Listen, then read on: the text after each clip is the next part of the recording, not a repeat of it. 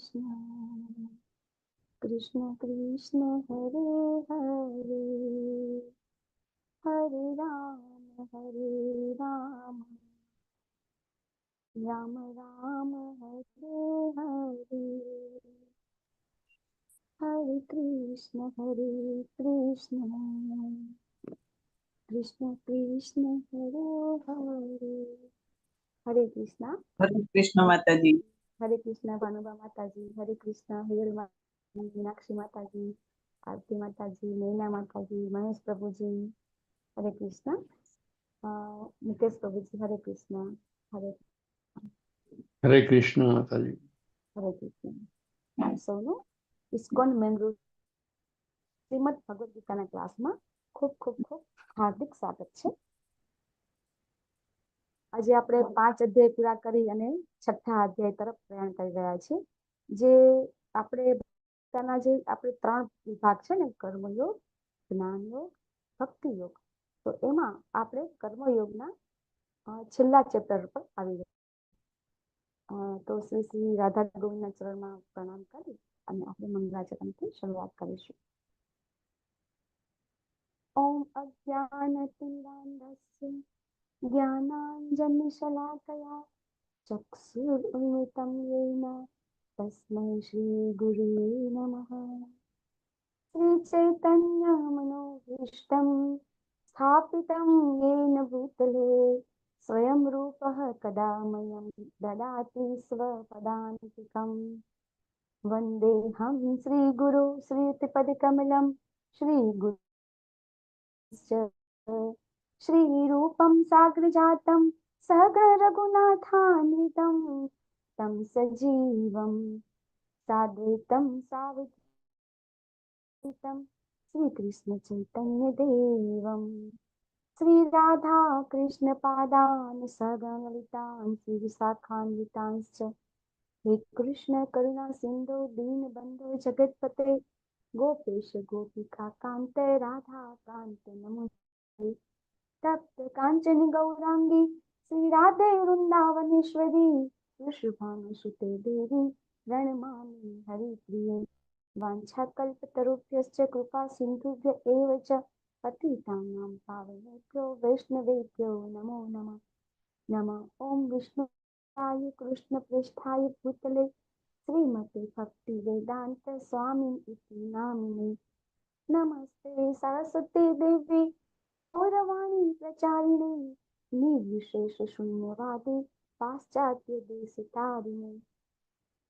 જય શ્રી કૃષ્ણ ચૈતન્ય પ્રભુ નિત્યાનંદ શ્રી અદ્વૈત ગદાધર શ્રીવાસાદિ ગૌર ભક્તવૃંદ.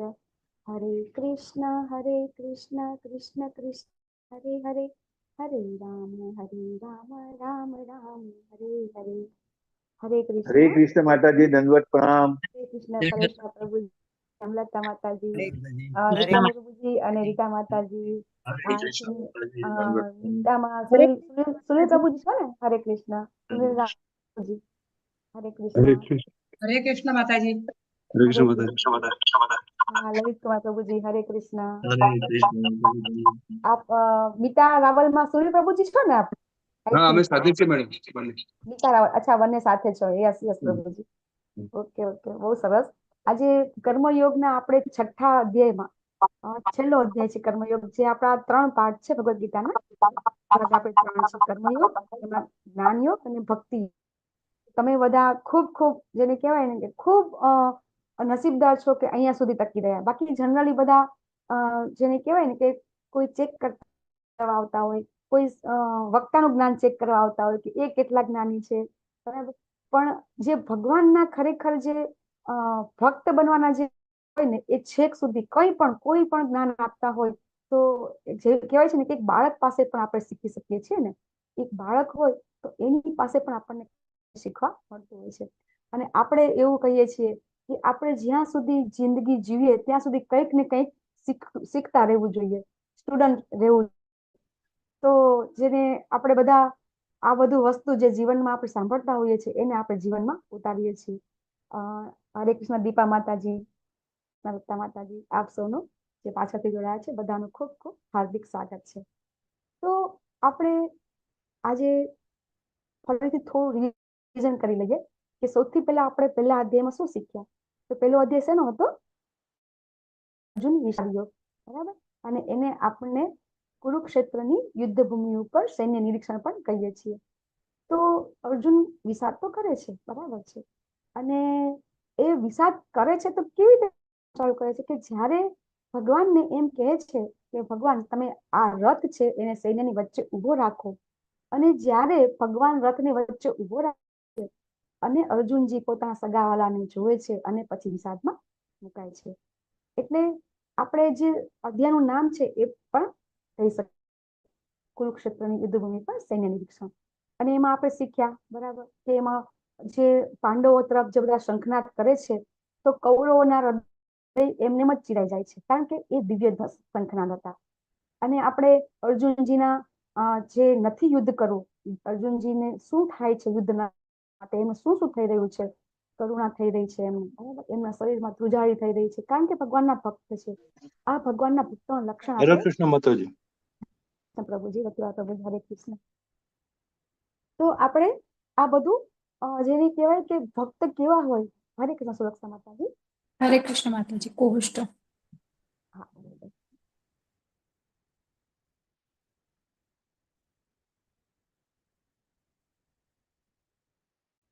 અર્જુનજી પ્રશ્ન પછી કરે છે અને જવાબ પછી ભગવાન બીજા અધ્યાયમાં આપે છે. અર્જુનજીના 5 પ્રશ્નો છે. 4 પ્રશ્નો છે પહેલા અધ્યાયમાં પૂછે છે અને પછી 5મો પ્રશ્ન અધ્યાયમાં પૂછે છે. અને બીજો અધ્યાય છે એ અધ્યાય ખૂબ ખૂબ ઇમ્પોર્ટન્ટ હતો, કારણ કે ભગવાને બધા પ્રશ્નોના જવાબ આપી દીધા. અને જનરલી ભગવદ ગીતાનું બધું જ્ઞાન, ભક્તિ યોગ, કર્મયોગ તો ભગવાન આપે જ છે, બરાબર. જ્ઞાન યોગ, પછી ભગવાન એની અંદર આપણને નિષ્કામ કર્મ, સકામ કર્મ જે ખરેખર કેવા કરવા જોઈએ એ પણ સમજાવે છે. અને પછી ડિટેલમાં ભગવાન પાછો ત્રીજો અધ્યાય કર્મયોગનો આપે છે. ભગવાન કર્મયોગ વિશે સમજાવે છે અને સમજાવતા ભગવાનને સમજાવતા જ હોય છે અર્જુનજીને કે કર્મ કરવું જોઈએ. કોઈ વ્યક્તિએ ત્યાગ કરવો ઈઝી છે. ઈઝી શું? ત્યાગ કરવો, બરાબર. સમાજની અંદર બધા આપણે જોઈશું કે આપણે કહેતા હોઈએ છીએ ને કે એક વખત ગૃહસ્થ બનીને તો જોઈ જુઓ, બરાબર. એક વાર મેરેજ કરીને તો કે મેરેજ કર્યા પછી જિંદગી ખરેખર સ્ટાર્ટ થાય છે. બધા એમ કહેતા હોય ને કે લગ્ન કરી લો તો પૂરું એમ, પણ ખરેખર આપણે જોઈએ છીએ કે લગ્ન કર્યા પછી કેટલી બધી મથામણ હોય છે, બરાબર. આપણે બધા જ એને કહેવાય ગૃહસ્થ છીએ તો આપણને બધાને અનુભવ છે. તો અર્જુનજી ગૃહસ્થ જીવન જીવે છે પણ ના પાડે છે. તો અર્જુનજી ક્ષત્રિય છે તો ભગવાન કહે છે કે તારે તારું નિયત કર્તવ્ય કર્મ કરવું જોઈએ. અને ભગવાન સ્વધર્મ અને નિયત ધર્મ વિશે આપણને સમજાવે છે. દરેક એ પોતાનું સ્વધર્મ છે, ક્યારેય છોડવાનો નથી. પણ એ કરતા કરતા સ્વધર્મનું પાલન કરતા કરતા કેવી રીતે કર્મ કરવું અને કેવી રીતે ભગવાન કરવા એ પણ આપણે શીખી ગયા. આપણે 4 આશ્રમ વિશે શીખી ગયા કે વર્ણ આશ્રમ, બરાબર. સૌથી પહેલા બ્રહ્મચર્ય આશ્રમ આવે છે, પછી આવે છે ગૃહસ્થાશ્રમ, વાનપ્રસ્થાશ્રમ અને સંન્યાસાશ્રમ. તો દરેક વ્યક્તિના ભગવાને આ આશ્રમની વ્યવસ્થા ભગવાન કે છે પોતે જ કરેલી છે. તો જે વસ્તુ ભગવાને સ્થાપના કરેલી હોય એ કોઈ દિવસ વેસ્ટ તો હોય જ નહીં. દરેક આશ્રમની સ્થાપના ભગવાને જે કરી છે એ આશ્રમમાં રહી અને વ્યક્તિ ભગવત પ્રાપ્તિ કેમ કરી શકાય આપણને જ્ઞાન ભગવદ ગીતામાંથી. અને છે ને જેવી રીતે જ્ઞાન આપતા હોય છે તે આપતા આપતા વચ્ચે અર્જુનજી ક્વેશ્ચન કરે છે, બરાબર. અને એટલા માટે ભગવાન પાછો વચ્ચે ભગવાન અર્જુનજી એમ કે છે કે ભગવાન કોઈ કર્મ ખરાબ નથી કરવું તો એ કેમ થઈ જાય છે. ભગવાન કર્મ વિશે સમજાવે છે. તો સમજાવતા 35મા શ્લોકમાં ભગવાન સરસ સમજાવે છે અને 36મા શ્લોકમાં અર્જુનજી પ્રશ્ન પૂછે છે કે ભગવાન આપણે ખરાબ કર્મ ન કરવું હોય તો કેમ થઈ જાય છે. પછી ભગવાન ત્યારે સમજાવે છે કે જે આપણે જે કામ છે એનો સૌથી આપણો જે શત્રુ છે સૌથી મોટો કામ છે એના જે નિવાસસ્થાન છે મન, બુદ્ધિ અને ઇન્દ્રિયો. તો એ ઇન્દ્રિયો છે, મન, બુદ્ધિ અને ઇન્દ્રિયો છે, એના માટે જ્ઞાન પ્રાપ્ત કરવું પડે, એને વશમાં કરવા હોય એટલે વચ્ચે દિવ્ય જ્ઞાન આપી દીધું. પરંતુ પછી પાછું કર્મયોગનું જ્ઞાન આપણને ભગવાનને બાકી હતું. પાછું 5મા અધ્યાયમાં કર્મ કેવી રીતે કરવું, સકામ કર્મ, નિષ્કામ કર્મ, વિકર્મ, અકર્મ એ ભગવાને સમજાવ્યું. અને એ સમજાવતા સમજાવે છે કે આપણે કેવી રીતે કર્તવ્ય કર્મ કરવાનું છે. અને ભગવાને કૃષ્ણ ભાવના યુક્ત કર્મ એ 3જા અધ્યાય 5મા અધ્યાયમાં આપણે સમજ્યા. ભગવાને સમજાવ્યું કે મન, બુદ્ધિ અને ઇન્દ્રિયો એ વસ્તુ છે એને જો કંટ્રોલમાં કરી લઈએ તો આપણે જેને કહેવાય કે આપણો જે કામ રૂપી જે શત્રુ છે એને આપણે જીતી શકાય. જો એ ઈચ્છા છે, કામના એટલે વાસના બધું થઈ શકે, એનો અર્થ બધા થઈ શકે, અને મેઇન વસ્તુ છે ઈચ્છા છે. એ ઈચ્છા છે એને આપણે કંટ્રોલમાં કરવી હોય તો આ મન, ઇન્દ્રિયો અને આપણે આપણા બુદ્ધિ એને કંટ્રોલમાં કરવી પડે. પછી ભગવાન હવે સમજી ગયા કે અર્જુનજીને હજી સમજાયું નથી. જો ભગવાન બધાના હૃદયમાં બિરાજમાન છે તો અર્જુનજીના હૃદયમાં પણ બિરાજમાન છે. તો અર્જુનજીના મનમાં હજી શંકા છે કે આ જે કામના શત્રુઓ છે જીતવા હોય તો શું કરવું પડે. તો મન છે, આપણને ખબર છે મન છે એ આપણે ગુજરાતીમાં તો કહેવત છે, મન તો માકડા જેવું. તો એ ક્યારેય કોઈના હાથમાં રહેતું નથી. તો મનને કંટ્રોલમાં કરવું હોય તો એના માટે આપણે અભ્યાસ કરવો પડે, અને એના માટે ભગવાને અષ્ટાંગ યોગ કરીને 6થો અધ્યાય આપી દીધો. અષ્ટાંગ યોગનો અભ્યાસ કરવો ખૂબ મુશ્કેલ છે, એ પણ ભગવાન આપણને સમજાવશે. છતાં જે બી લોકોને અત્યારના અંદર આ વસ્તુ શક્ય નથી, પણ સતયુગમાં અને ત્રેતામાં આ વસ્તુ શક્ય હતી. અષ્ટસિદ્ધિ, અષ્ટાંગ યોગમાં અષ્ટસિદ્ધિ આવે છે કે જે 8 સિદ્ધિ છે એ આપણા હનુમાન પ્રાપ્ત હતી. તો એ અષ્ટસિદ્ધિ, અષ્ટાંગ યોગ પ્રાપ્ત જેના દ્વારા ભગવત પ્રાપ્તિ થઈ શકે છે. તો આ યોગ છે એ વિશે ભગવાન આવે છે. તો યોગ એટલે શું અને અષ્ટાંગ યોગ એટલે શું એ સમજવા માટે આપણે આજે પ્રયત્ન કરશું. આ અધ્યાયના આપણે 6 પાઠ કરેલા છે, બરાબર? આપણે 5 પાઠ કરેલા છે અધ્યાય, એટલે જેથી કરીને આપણે સમજી શકીએ. જો આપણે અષ્ટાંગ યોગ છે ને કરવાનું નથી, પણ સમજવું છે. આપણે અષ્ટાંગ યોગની આપણે પ્રેક્ટિકલ કરવાનું નથી, કારણ કે કળિયુગમાં ભગવાન આપણને સમજાવશે કે કળિયુગમાં આ યોગ આપણે કરવો અઘરો છે. પણ આપણે જ્યારે અષ્ટાંગ યોગ વિશે સમજીશું તો પછી આપણને ખબર પડશે કે આપણે જે કરી રહ્યા છીએ, જે ભગવાન બધા જ અધ્યાયમાં કહે છે કે આ વસ્તુ કરવી જોઈએ. તો દાખલા તરીકે કોઈ 2 વસ્તુ આપણે જોઈએ ને તો શ્રેષ્ઠ કઈ છે કમ્પેરિઝન કરવાની ખબર પડે ને. જો અષ્ટાંગ યોગ વિશે આપણે સમજ્યા હશું તો પછી આપણે કયા યોગમાં આગળ વધવું એ આપણે નક્કી કરી શકીશું. એટલે અષ્ટાંગ યોગ વિશે થોડુંક જાણી લઈએ કે જેથી કરીને આપણે શું કરવાનું છે ખબર પડે. તો પેલા અષ્ટાંગ યોગમાં આપણે કેવી રીતે આગળ વધીએ એ સમજાવશું. પછી અષ્ટાંગ યોગના તબક્કા એ સમજીશું. પછી આપણો મન શત્રુ પણ છે અને મિત્ર પણ છે, તો એને કાબુમાં કેવી રીતે રાખી શકાય એ શીખીશું. પછી અસફળ યોગી નું શું થાય, અને ભક્તિ છે એટલે ભક્તિ છે એ છેલ્લે ભગવાન એમ કે છે સર્વશ્રેષ્ઠ છે. તો શા માટે એ પણ આપણે, યોગનો સાચો અર્થ શું થઈ શકે. આપણે બધા યોગ કરતા હોઈએ છીએ, બરાબર? કે દાખલા તરીકે સૌથી પહેલા યોગનો જે પ્રચાર છે, બરાબર, એ આપણા ભારત દેશની અંદર જ, બરાબર, પતંજલિ યોગ સૂત્ર ઉપરથી બધા યોગ કરતા હતા.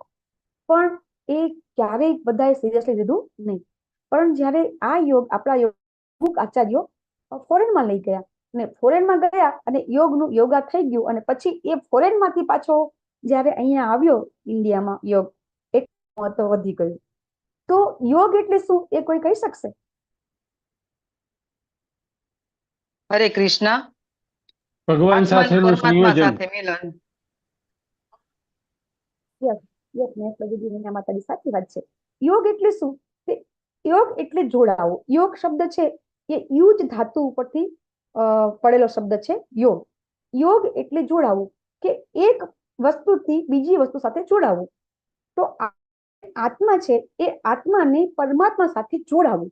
હવે આત્માને પરમાત્મા સાથે જોડાવું એટલે એવું નહીં કે આત્માનું પરમાત્મામાં વિલીન. તો એ આખી જે ફિલોસોફી છે એનો અર્થ આખો બદલાઈ જાય. કારણ કે આત્મા પરમાત્મા વિલીન થઈ જાય તો પછી નિરાકારવાદીની ફિલોસોફી થઈ જાય. પરંતુ આપણે સમજવું છે કે જ્યારે જે બી યોગ કરીએ, જે બી કર્મ કરીએ, એ કરવા થકી જ્યારે ભગવાન સાથે જોડાઈ જઈએ ત્યારે એને કહેવાય યોગ. પછી એ કોઈ પણ માધ્યમ હોઈ શકે, કર્મ હોઈ શકે, ભક્તિ હોઈ શકે, જ્ઞાન હોઈ શકે, દરેક માધ્યમ દ્વારા આપણે ભગવાન સાથે જોડાઈએ એને કહેવાય યોગ. તો શું અત્યારના જમાનામાં બધા આ અર્થ કરી રહ્યા છે? જો આ યોગ શું અત્યારે ફોરેનમાં બધા શું કરે છે, આને બધા કહે છે બિયર યોગ. એટલે કે એક્સરસાઇઝ કરતા કરતા વચમાં બિયર. આને બધા બિયર યોગ કહેતા હોય છે. આપણે ફોરેનમાં અત્યારે વિક્રમી પ્રભુજી, પછી આ મહેશ પ્રભુજી બધા છે, એ લોકોને ખબર હશે કે ફોરેનની અંદર કેવું ઠંડી બહુ પડે ને, એટલે એ લોકો યોગ કરતા કરતા, એક્સરસાઇઝ કરતા કરતા બિયર પીતા હોય છે. તો શું આને યોગ કહી શકાય ખરું? પછી આ એક બીજું એક ચાલી રહ્યું છે ગોટ યોગા, આને કહેવાય છે ગોટ યોગા. કેવી રીતે? તો કે આપણી શરીર ઉપર એક બકરીને ઊભી રાખી દેવાની અને પછી બેલેન્સ કરાવવાનું. આપણે બેલેન્સ બકરીને, હવે આમાં બકરી બેલેન્સ કરે છે કે આપણે કરીએ છીએ એ ખબર પડતી નથી. આ યોગા છે કે નહીં એ આપણે સમજીએ. પછી આ ચેર તો ઘણી ચેર યોગા. તો ચેર યોગામાં કેવું હોય છે કે ઓફિસમાં બધા અત્યારે તો 12 કલાક 18 કલાક જોબ કરતા હોય, તો બેઠા બેઠા કોમ્પ્યુટર પર બેઠા બેઠા થાકી જવાય ને. બધા બેઠા પછી 10-15 મિનિટનો રેસ્ટ લેતા હોય છે અને આવી રીતે ચેર યોગા કરતા હોય છે. ઘણા બધા યોગા છે. યોગા ફોર પ્રેગ્નન્ટ, બરાબર. આપણે ખબર છે કે પ્રેગ્નન્ટ લેડી હોય એ પણ એક્સરસાઇઝ કરતા હોય છે કે અમુક એક્સરસાઇઝ કરીએ તો જેથી કરીને ડિલિવરી છે નોર્મલ થઈ જાય, એટલા માટે યોગા કરતા હોય છે, બરાબર. ઘણી વખત લોકો છે ને જેને કહેવાય ને કે પાવર યોગા એક આવે છે. કે પાવર યોગા એટલે શું?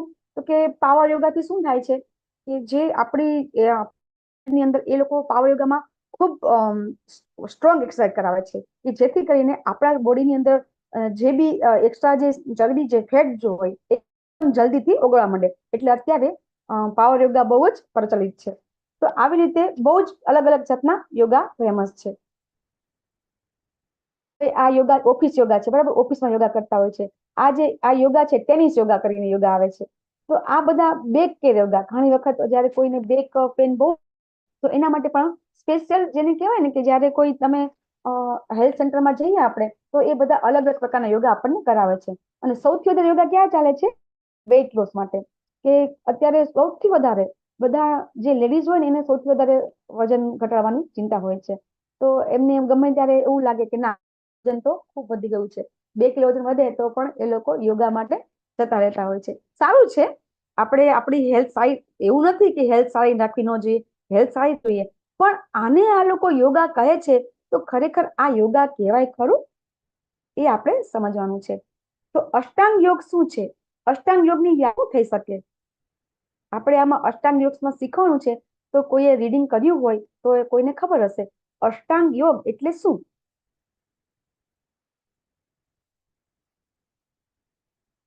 હરે કૃષ્ણ. મરણમ કે અષ્ટાંગ યોગની 8 જગ્યાએથી શરીર વળે એને અષ્ટાંગ યોગ કહેવાય. અષ્ટાંગ યોગ એટલે 8 અંગો. અષ્ટાંગ યોગ એટલે જે 8 અંગ છે આપણા, જે એ 8 અંગો છે એ કઈ રીતે આપણે વળે છે. આ અંગના 8 યોગ, બરાબર. અંગના 8 પ્રકાર અષ્ટાંગ યોગ એ આપણે સમજીશું અત્યારે. હવે ભગવાન બોલ્યા, શ્રી ભગવાન ઉવાચ અનઆશ્રિતઃ કર્મ ફલમ કાર્યમ કર્મ કરોતિ યઃ સ સંન્યાસી ચ યોગી ચ ન નિરગ્નિર્ન ચાક્રિયઃ. હવે ભગવાન પહેલા શ્લોકની અંદર આપણને અષ્ટાંગ યોગ વિશે સમજાવતા પહેલા ભગવાન શરૂઆતમાં જ કહી દે છે.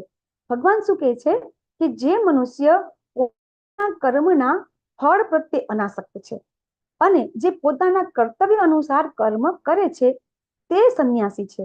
જો ભગવાન અહીંયા શરૂઆત અંદર જ શું કહે છે કે જે મનુષ્ય પોતાના કર્મના ફળ પ્રત્યે અનાસક્ત છે, જે બી કર્મ મળે એની પ્રત્યે એને આસક્તિ નથી, પણ પોતાનું કર્તવ્ય તો કરે જ છે. ભગવાન એને કહે છે સાચો યોગી છે. એવું નહીં કે જે વ્યક્તિ અગ્નિ પ્રગટાવતો નથી, કર્તવ્ય કર્મ કરતો નથી. અહીંયા ભગવાન સ્પષ્ટ સમજાવે છે. પહેલા શ્લોકમાં આ આખો અધ્યાય છે અષ્ટાંગ યોગનો, બરાબર. તો અષ્ટાંગ યોગની શરૂઆત ભગવાન કે છે? અર્જુનજીને ભગવાન અષ્ટાંગ યોગ સમજાવી રહ્યા છે, તો એ અર્જુનજી નથી સમજાવતા, ભગવાન આપણને જ સમજાવે છે. આપણે બધા સમજીએ છીએ કે આજે આપણે જે કંઈ સમજીએ છીએ એ આપણે બધા રહ્યા છીએ. તો ભગવાન સ્ટાર્ટિંગમાં અષ્ટાંગ યોગ સમજાવતા પહેલા શું કામ આવું કહે છે? કારણ કે ભગવાન આપણને સમજાવવા માંગે છે કે આ અધ્યાયમાં આપણે જે કંઈ શીખીએ છીએ એમાં સાચો યોગી કોને કહેવાશે. એ અધ્યાયના અંતે તો ભગવાન આપણને કહેશે જ, પણ અત્યારે શરૂઆતની અંદર પણ ભગવાન કહી દે છે કે જે કોઈ વ્યક્તિ કર્મ કરતો ને, કર્તવ્ય કર્મ, અગ્નિ પ્રગટાવતો નથી એટલે શું કે પોતાના માટે પણ કશું કર્મ કરતો નથી. કોઈ વ્યક્તિ એકદમ ભૂખ્યું હોય, બરાબર, અને ભૂખ્યો હોય ને કશું પોતાના માટે રસોઈ બનાવીને ન જમે, તો એ પોતાના માટે જો કર્મ ન કરે તો એ વ્યક્તિ છે એ યોગી નથી. જે કોઈ વ્યક્તિ જંગલમાં તપ કરે છે ને તપ કરે છે તો પણ એ જો પોતાના માટે કામ નથી કરતો ને, તો ભગવાન એમ કહે છે કે એ યોગી નથી. સાચો સંન્યાસી ભગવાન કોને કહે છે? કે જે ના ફળ પ્રત્યે અનાસક્ત છે, જે આપણે 5મા અધ્યાયમાં શીખી ગયા. આ વ્યક્તિ છે એ ભગવાન એમ કે છે કે સાચો સંન્યાસી છે. પછી ભગવાન શું સમજાવે છે? ઉદ્દરેદ આત્મન આત્માનમ ન આત્મનમ અવસાદયેત આત્મૈવ આત્મનો બંધુર આત્મૈવ રિપુ આત્મનઃ. ભગવાન અહીં સમજાવે છે કે મનુષ્ય પોતાના મનની સહાયથી ઉદ્ધાર કરવો જોઈએ અને પોતાનું પતન થવા દેવું ન જોઈએ. આ મન બદ્ધ જીવનું મિત્ર પણ છે અને શત્રુ પણ છે. હવે અહીંયા છે ને, આપણે તમે જો શબ્દાર્થ વાંચશો ને તો એની અંદર આત્મા આપેલું છે. તો આત્મા છે એની અહીંયા આપણે જે અર્થ છે અહીંયા મન કરે છે. કારણ કે જો આત્મા હોય તો આત્માને કોઈની સહાયની જરૂર નથી પડતી, કારણ કે આત્મા છે એને કંઈ કરવું પડતું નથી. આત્મા એને કોઈ દિવસ ક્યાંય કોઈ વસ્તુ એનું કોઈનું બંધન આત્માને થતું નથી. પરંતુ જ્યારે આત્મા છે આ શરીરમાં પ્રવેશ કરે છે અને પછી આ આત્મા જ્યારે શરીરના પ્રકૃતિના 3 ગુણો સાથે બંધનમાં બંધાય છે, ત્યારે એ જીવ છે એ પ્રકૃતિના ગુણો સાથે બંધનમાં મુકાય છે અને એને તકલીફ પડે છે. તો એ તકલીફ આપણે 5મા અધ્યાયમાં શીખી ગયા કે એ તકલીફ કોના કારણે પડે છે? કે મનના કારણે પડે છે. સૌથી મન છે એ મન સૌથી આપણું વિચલિત થતું હોય છે. બેઠા હોય તો તમે ક્લાસમાં બેઠા છો તો ઘણી વખત આપણને ક્લાસમાં બેઠા બેઠા વિચાર આવે અને આપણું મન ક્યાંય પહોંચી જાય. કે દાખલા તરીકે કોઈ વ્યક્તિ અહીંયા ઇન્ડિયામાં હોય અને એનો છે એ ફોરેનમાં હોય તો એના પોતાના પુત્ર વિશે વિચાર કરી શકે છે. તો મન છે અહીં બેઠું બેઠું કરોડો અબજો માઇલ સુધી પહોંચી શકે છે. એટલા અહીંયા આપણે આત્માનો શબ્દનો અર્થ છે મન કરીએ છીએ, કારણ કે મન હોય ને એ મનની સહાયતાથી આપણે ઉદ્ધાર કરી શકીએ છીએ, નહીં કે આત્માની સહાયતાથી. એટલા માટે અહીંયા આત્માનો અર્થ છે આપણે મન કરીએ છીએ, બરાબર. અને પોતાનું પતન થવા દેવું ન જોઈએ. કે મન છે ને એ જ બદ્ધ જીવનું શત્રુ પણ છે અને મિત્ર પણ છે. દાખલા તરીકે તમને એક વાત કરું કે થોડાક ટાઈમ પહેલા એક વ્યક્તિએ ઓનલાઈન પોતાની વાત કરી હતી. આપણા જેને કહેવાય કે ડિવોટીઝ હતા, તો એ ડિવોટી હતા એ પહેલા પોતાને શું મનનું શું એક્ઝામ્પલ એમણે આપ્યું? તો કે એક દિવસ રાત્રે એ પોતે ઓફિસથી જોઈને આવ્યા. જોબ કરીને આવ્યા પછી અત્યારે બધા કેવું કરતા હોય છે કે ઓફિસનું કામ પણ ઘરે લઈને આવતા હોય છે. તો ઘરે આવી જમી કરી અને પછી પાછું ઓફિસનું કામ ગયા. ઓફિસનું કામ કરવામાં એને 11, 11:30, 12 જેવું વાગી ગયું.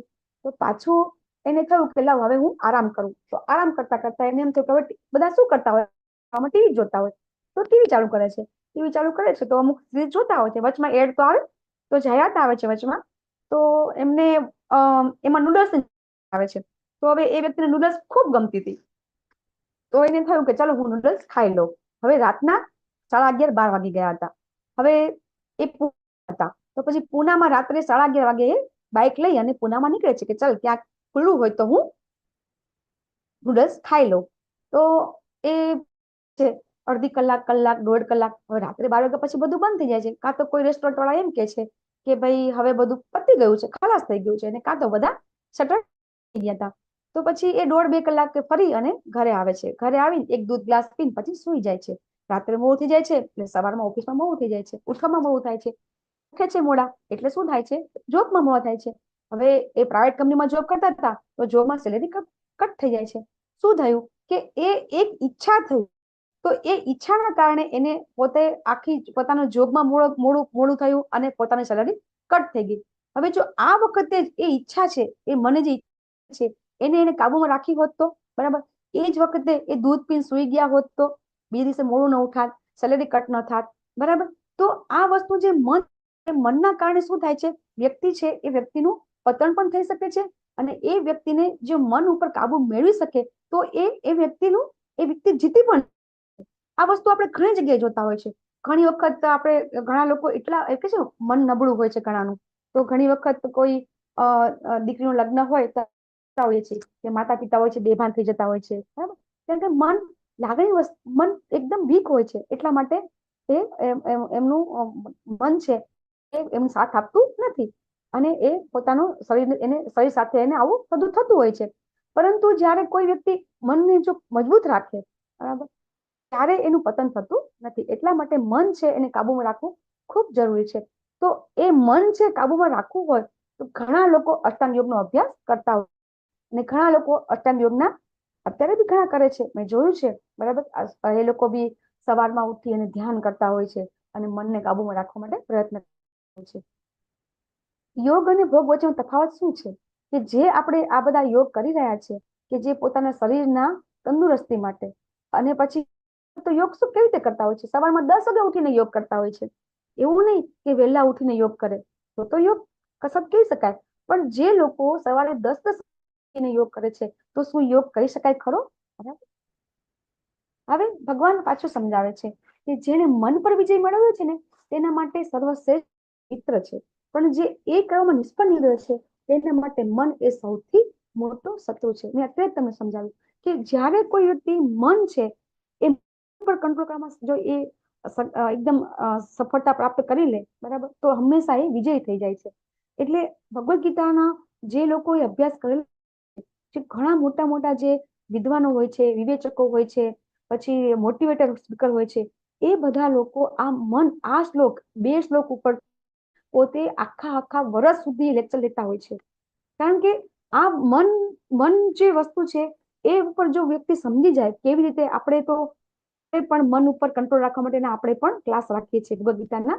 આપણે જ્યારે ક્લાસ હોય છે, બ્રિજ કોર્સ હોય છે, એમાં આપણે આ મન વિશે આપણે બહુ જ લેતા હોઈએ છીએ. ઘણા બધા એક્ઝામ્પલ લેતા હોય છે. કે એક એક્ઝામ્પલ તો એવું છે કે દાખલા તરીકે એક વ્યક્તિ ફોરેનની અંદર, આઈ થિંક ગલ્ફ કે બહુ જ 160 માળની કે એવી કંઈક બિલ્ડિંગ ત્યાં તો હતી મોટી. તો એક બધા શું કરે છે કે ધીમે ધીમે એવું જોવે છે કે હા અહીં ચડાઈ એવું તો છે નહીં, બરાબર. અને એ વ્યક્તિ છેક ઉપલા માળે બધા અડધે પહોંચી જાય છે અને પછી ખબર પડે છે કે ભાઈ ચાવી તો નીચે રહી ગઈ છે. તો પછી પાછા નીચે જાય છે, બરાબર, અને ચાવી લેવા જાય છે ઉપર, પાછા ચાવી લઈને ઉપર જાય છે. તો એમાં જે 2-3 વ્યક્તિ હતા ને, એ વ્યક્તિનું મન, જે વ્યક્તિનું મન જે કહેવાય ને કે પેલું નબળું હોય ને, એ લોકો હતાશ થઈ જાય છે અને એને તો હોસ્પિટલમાં એને એડમિટ કરવા પડે છે. પણ જેનું મન હતું એ લોકો શાંતિથી પહોંચી જાય છે. એ તમારું કઈ રીતે તમે એને કેળવી શકો છો એ આપણે બહુ શીખવાનું મહત્વનું છે. જે મનને જીત્યું છે ને તેને માટે પરમાત્મા પ્રાપ્ત થયેલા છે જ. જો આપણે 9મા અધ્યાયમાં શીખીશું કે જ્યારે આપણે સતત આપણે ભગવાનનું નામ સ્મરણ આપણે સફળતા પ્રાપ્ત કરી લેશું. 24 કલાક, ઘણા ગઈકાલે પણ કહેતા હતા કે 24 કલાક સ્મરણ આપણે થઈ જાય છે કે જ્યારે આપણે સવારમાં 16 માળા કરી લઈએ છીએ તો પછી આખો દિવસ મનમાં હરે કૃષ્ણ કૃષ્ણ કૃષ્ણ હરે હરે, હરે રામ રામ રામ હરે હરે, એ સતત સ્મરણ થતું જ રહે છે. કંઈ પણ કામ કરતા હોય, કોઈ પણ તો પણ ભગવાનનું સ્મરણ થાય છે. તો શાના કારણે થાય છે? કારણ કે આપણે એ વખતે સવારમાં તમે જ્યારે બ્રહ્મ મુહૂર્તમાં ઉઠો છો, ઉઠી અને જપ કરો છો, મંગળા આરતી જે બી લોકો કરે છે, અહીંયા નૈના માતાજી છે, ઘણા બધા છે, બરાબર, કે જે લોકો સવારમાં રતિલાલ પ્રભુજી છે, ઘણા બધા પરેશ પ્રભુજી, ઘણા બધા લોકો મંગળા આરતીથી ભાગવતમના ક્લાસ, લેવલ 2 ના ક્લાસ, અત્યારે તો લેવલ 2 પણ સવારે 6 વાગે ચાલુ થયું છે. તો આ બધા જે મહેશ પ્રભુજી છે એ પણ સવારે લેવલ 2 માં હતા. આ બધા છે, કીર્તિમાન પ્રભુજી, બધા સવારના મંગળા આરતીથી ચાલુ કરી, મંગળા આરતી પહેલા જપમાં બેઠા હોય છે, ત્યારથી ચાલુ કરી અને હજી સુધી ક્લાસમાં બેઠા છે. તો ઘણાને એમ થતું હશે હા એ તો બધા ફ્રી હશે. ના, કોઈ ફ્રી નથી. બધા પોતપોતાની જોબ કરે છે, પોતપોતાનું ગૃહસ્થ ધર્મ બજાવે છે, દરેક રીતે કાર્ય કરે છે, કોઈ નવરું નથી. પણ સવારમાં આપણો જોબ કરવાનો ટાઈમ 8-9 વાગ્યાનો હોય તો ત્યાં સુધીમાં આપણે ભગવાનની ભક્તિ કરી શકીએ છીએ. જેથી કરીને આપણે આખો દિવસ, જે વ્યક્તિ કરતું હશે બધાને ખબર હશે કે આપણો સમય છે એ પછી આખો દિવસ કેવો સરસ જાય છે. જે બી લોકો અનુભવ કરતા હશે બધાને ખબર હશે કે સવારમાં ભગવાનનું નામ લેવાથી આખો દિવસ સારો જાય છે.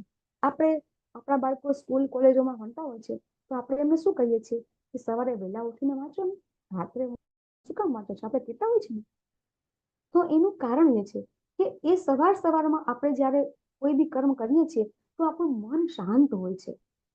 આખી રાત આપણે આરામ કરેલો હોય, સવારમાં આપણું મન ખૂબ શાંત હોય અને એના કારણે આપણે જે બી કાર્ય કરીએ એ એકદમ પરફેક્ટલી, એકદમ એટેન્ટિવલી આપણે કરીએ છીએ અને આપણું મન છે એમાં ઊંચું રહે છે. પરંતુ જે લોકો છે ને આ પ્રમાણે પ્રયત્ન કરતા હોય છે ને, એના માટે સુખ દુઃખ, ઠંડી ગરમી અને તાપમાન એક સમાન હોય છે. જો અત્યારે ઠંડી ચાલુ થઈ ગઈ છે ચાલુ, બરાબર, તો તો આપણે સવારમાં ઉઠવામાં તકલીફ પડે છે ને, પણ જ્યારે વ્યક્તિએ મનને જીતી લીધું છે કે મારે તો સવારમાં ઉઠવાનું છે એની હાવ કંઈ પણ થાય તો હું તો સવારે ઉઠીશ જ, તો સવારે વહેલા ઉઠવાથી આપણા સાયન્સમાં છે કે સવારે મોર્નિંગમાં સવારે તમે વહેલા ઉઠો છો અને તમે મોર્નિંગમાં ઓક્સિજન તમારા શરીરમાં જાય છે ત્યારે તમને અનેક રોગોથી તમને રક્ષણ મળે છે. એ સમયે તમે જો યોગ કે પ્રાણાયામ કરો છો તો એ પ્રાણાયામ કરવાથી આપણી જે અનુલોમ વિલોમ અને કપાલભાતી પ્રાણાયામ છે ને એના આપણી 72,000 નાડીઓ શુદ્ધ થાય છે. પતંજલિની અંદર સૂત્ર છે એની અંદર લખેલું છે કે આ જે પ્રાણાયામ છે એ જો યોગાના જે પ્રાણાયામ નામનું આપણે હમણાં શીખીશું કે જે સ્તર છે પ્રાણાયામ કરવાથી, તો એ બધું છે એ આપણને ફાયદાકારક જ છે. સવારે તમે ઉઠીને કરશો તો એ જરૂરથી આપણને ફાયદાકારક થાય છે. તો સવારે ઉઠીને જપ કરવાથી મોટેથી એને બોલવાથી ઓટોમેટિક પ્રાણાયામ થઈ જાય છે. ઘણા અહીંયા આપણા યોગા ટીચર છે એ લોકોને આપણને કે કઈ રીતે પ્રાણાયામ થઈ જાય છે, બરાબર. તો આ વસ્તુ આપણે બધા કરીએ છીએ અને આપણે બધા કરતા જ રહીશું. અષ્ટાંગ યોગના આપણે અંગ છે, બરાબર, એટલે એને અષ્ટ અંગ કહેવામાં આવે છે. 8 અંગો સાથે સંબંધ છે એટલે અષ્ટયોગ કહેવામાં આવે છે. આપણને મહેશ પ્રભુજીએ કીધું હતું. તો એના કયા અંગ છે, બરાબર, તો એ છે યમ, નિયમ. યમ છે એ બાહ્ય શિસ્ત માટે છે, નિયમ છે એ આંતરિક શિસ્ત માટે છે, પછી આસન બેસવાની પોઝિશન છે એના માટે છે, પ્રાણાયામ છે એ શ્વાસ નિયંત્રણ માટે છે, પ્રત્યાહાર છે તો કે ઇન્દ્રિયોને કઈ રીતે આપણે કંટ્રોલ કરીને પાછી ખેંચી લઈએ. એ જો કરી શકીએ તો પછી ધારણા આવશે, એકાગ્રતા આવશે, પછી આપણે ધ્યાન કરી શકીશું અને પછી આપણે સમાધિમાં પહોંચી શકીશું. આ અષ્ટાંગ યોગ 8 અંગો છે. હવે એ અંગો આપણે અત્યારે શીખીશું.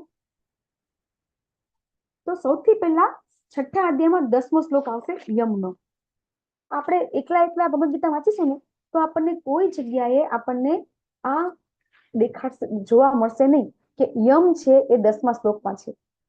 10મા શ્લોકમાં આપણે શ્લોક વાંચીશું, ગીતા વાંચીશું, તો જો પ્રભુપાદની ગીતા વાંચી લેશે તો જરૂર થોડી ખબર પડશે. પણ કોઈ પણ ભગવદ ગીતાજી તમે જોશો તો એમાં ક્યાંય એવું લખ્યું કે આ અષ્ટાંગ યોગનું પેલું નિયમ છે યમ, એવું આવે છે, એવું ક્યાંય આવતું નથી. તો યમમાં શું હોય છે? જો અષ્ટાંગ યોગ કરવો અઘરો શા માટે? યોગની અંદર કેમ અઘરો છે? તો સૌથી જ પેલું જે પગથિયું છે કે એકાંત સ્થળે એકલા રહેવું જોઈએ અને હંમેશા તેના મનને ધ્યાનપૂર્વક નિયંત્રિત કરવું જોઈએ. હવે અત્યારના જમાનામાં આપણે જંગલ જ રહ્યા નથી, બરાબર. જંગલમાં જવાની આપણે વાત કરતા હતા વાનપ્રસ્થાશ્રમમાં, તો જંગલ જ રહ્યા નથી. અને કદાચ કોઈ એકાંત સ્થળ હોય, તમે કોઈ કદાચ એકાંત સ્થળે તમે જાઓ કોઈ બગીચાની અંદર કે કોઈ વેરાન જગ્યાએ, તો બગીચામાં શું હશે કે કોઈ પ્રેમી પંખીડા એકાંત જગ્યામાં બેઠા હશે. અને જો કોઈ વેરાન જગ્યાએ જશો તો નશાકારક દ્રવ્યનું સેવન કરવાવાળા લોકો બેઠા હશે. એટલે કોઈ એકાંત જગ્યા છે ત્યાં બેસીને તમે કોઈ દિવસ તમે ધ્યાન નહીં કરી શકો અથવા તો ભગવાનના નામનું સ્મરણ નહીં કરી શકો. એકાંત સ્થળ આપણને અહીંયા ક્યાં મળશે? આપણે એકાંત સ્થળ આપણે બધાને એકાંત સ્થળ પ્રાપ્ત કરવું હોય તો આપણને એકાંત સ્થળ ક્યાં મળે?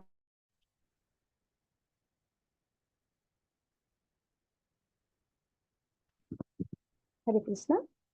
આપણે યસ મોના માતાજી. હરે કૃષ્ણ. જ્યાં ભક્તોનો સત્સંગ ચાલતો હોય ત્યાં. યસ, ભક્તો સત્સંગ ચાલતો હોય એ આપણે ભગવાન કરતા હોઈએ છીએ, બરાબર છે. હજી પણ આપણે એકાંત સ્થળનું ખૂબ સરસ માતાજી, મોના માતાજી. આપણા ઘરમાં એકાંત સ્થળ જોતું હોય તો આપણે ક્યાં મેળવી શકીએ? આપણા ઘરમાં. હરે કૃષ્ણ માતાજી.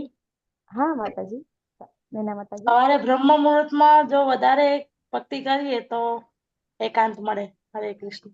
હરે કૃષ્ણ, બહુ સરસ. આપણા જ ઘરમાં આપણને એકાંત સ્થળ મળી જાય છે. સવારમાં આપણે ઉઠીએ તો આપણી સાથે કેટલા ઉઠાવો છે આપણા ઘરના મેમ્બરો, બરાબર. આપણને બધાને ખબર છે કે આપણને આપણા ઘરમાં જ એકાંત સ્થળ મળી જાય છે. સવારમાં આપણે ઉઠી શાંત હોય, કોઈ વાહન વ્યવહાર, જો અત્યારે આપણે જ્યાં બી રહેતા હશું, જે બી, જો અમદાવાદ જેવા સિટીની અંદર તો એટલો બધો ઘોંઘાટ કે રાત્રે 2 વાગ્યા સુધી હોય છે અને સવારે 4 વાગ્યા પછી ભગવાન ચાલુ થઈ જાય છે, બરાબર. તો આપણને આપણા ઘરમાં, બરાબર, સવારે વહેલા ઉઠીએ તો બહારનો વાહન વ્યવહારનો બી આપણને અવાજ નથી આવતો અને એકદમ શાંત વાતાવરણ આપણને મળી રહે છે અને એટમોસ્ફિયર પણ ખૂબ ચોખ્ખું હોય છે. તો આપણને આપણા ઘરમાં જ એકાંત સ્થળ મળી જાય છે અને એટલા માટે જ આપણે બધા સવારમાં 7 વાગ્યા સુધીમાં જપ કરી લેવા એવું પ્રભુપાદ આપણને નિયમ આપી ગયા છે. પ્રભુપાદે જે કઈ નિયમ આપ્યા છે ને આપણને, જે જીવન જીવવાની શૈલી આપણને આપી છે ને, એ શૈલી ખૂબ વિચારીને એમણે આપેલી છે આપણને. એમને ખબર છે કે આપણે કળિયુગની અંદર વ્યક્તિ છે એની પાસે ન તો સમય છે ન તો એકાંત છે, બરાબર. તો એટલા માટે પ્રભુપાદે આપણને સવારની અંદર આખું શિડ્યુલ આપણને ગોઠવ્યું છે કે મોર્નિંગમાં 4:30 મંગળા આરતી કર્યા પછી 5 થી 7 જપ, 7 વાગ્યા પછી ભાગવતમનો ક્લાસ, અને પછી આપણા બધા લેવલ 1 ના ક્લાસ ચાલુ થાય છે. તો આ રીતે આપણે સવારમાં 4:30 થી 8:30, 9, 10 વાગ્યા સુધી આપણે ભક્તિમાં રહી શકીએ છીએ. તો આ યમ છે કે જે આપણે કરવાનું છે. પછી નિયમ એટલે કે યમની વિરુદ્ધ જે નથી કરવાનું, બરાબર. તો ની શું છે? યમનું વિરુદ્ધ શું છે કે નિયમ. તો નિયમ શું હોય છે?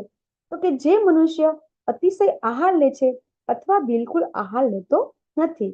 તો નિયમની અંદર એવું આવે છે કે આપણે આહાર પર કંટ્રોલમાં લેવાનો છે, બિલકુલ નથી લેવાનો એ પણ કરવાનું નથી. એટલે આપણને જ્યારે અષ્ટાંગ યોગની આરાધના કરવી હોય ને, તો આપણે આપણા આહાર ઉપર કંટ્રોલ કરવો પડે છે, આહાર ને નિંદ્રા બંને ઉપર. કારણ કે જો તમે જેવો આહાર લેશો ને, તમને બધાને અનુભવ થયો હશે કે જો રાત્રે આપણે બહુ ખરાબ અથવા તો બહુ હેવી ખવાઈ ગયું હોય તો સવારે આપણે ઉઠી શકતા નથી. પણ જો રાત્રે આપણે એકદમ સાત્વિક આહાર લીધો હશે, બરાબર, તો સવારે આરામથી ઉઠી જવાય છે.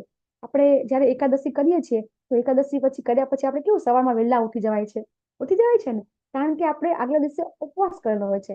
એટલા માટે આપણે સવારમાં વહેલા ઉઠી જઈ શકીએ છીએ. તો આ નિયમ છે. અષ્ટાંગ યોગની અંદર આ વસ્તુ ખૂબ જરૂરી છે. જે બી અષ્ટાંગ યોગ કરતા હોય એના માટે આ 2 વસ્તુ જરૂરી છે કે જો જે વ્યક્તિ અતિશય આહાર લેતો હોય અને અતિશય ઊંઘતો હોય ને, એ કોઈ દિવસ યોગી થઈ શકે નહીં. બિલકુલ આહાર ન લેતો હોય ને તો પણ તે યોગી થઈ શકે નહીં. એ ચોખ્ખી ના પાડે છે. મનુષ્ય આહાર, વિહાર, નિંદ્રા તથા કાર્ય કરવાની આદતોમાં નિયમિત રહેવું જોઈએ. આ વસ્તુ નિયમિત રહેવી જોઈએ. હવે આ અષ્ટાંગ યોગનો જે નિયમ છે એ આપણને પણ લાગુ પડે છે. અષ્ટાંગ યોગ કરે છે એને તો કરવાનું જ છે, પણ છતાં પણ જે સામાન્ય વ્યક્તિ હોય એને પણ નિયમ ને આસનનો થોડુંક જો એ લોકો પાલન કરે તો ચોક્કસથી એને પોતાને પણ કહેવાય કે યોગ કરવામાં, એટલે કે ભગવાન સાથે જોડવામાં જે આપણે ક્રિયા કરીએ છીએ એ કરવામાં પણ આપણને સરળતા રહે, આપણને મદદરૂપ થઈ શકે છે. તો યમ અને નિયમ 2 વસ્તુ છે, બરાબર. તો આ 2 વસ્તુ જો આપણે કરી શકાય તો તમે લોકો આગળ એક સ્ટેપ લઈ શકાય. જો યમ અને નિયમમાં જો પાછા પડી ગયા તો તમે આસન પર બેસીને તમે આગળ એક સ્ટેપ કરી શકશો નહીં. હવે આસન કેવું હોવું જોઈએ? તો પહેલાના જમાનામાં કુશ ઘાસનું આસન આવતું હતું. અત્યારે આપણે ઇસ્કોન મંદિરમાં મળે છે, બાકી ક્યાંય કુશ ઘાસનું આસન મળતું નથી. કુશા ઘાસનું આસન શું છે? કુશ એટલે શું? આપણે જેને દર્ભ કહીએ છીએ, દાબડો, આપણે ગુજરાતી ભાષામાં દાબડો કહીએ છીએ, બરાબર.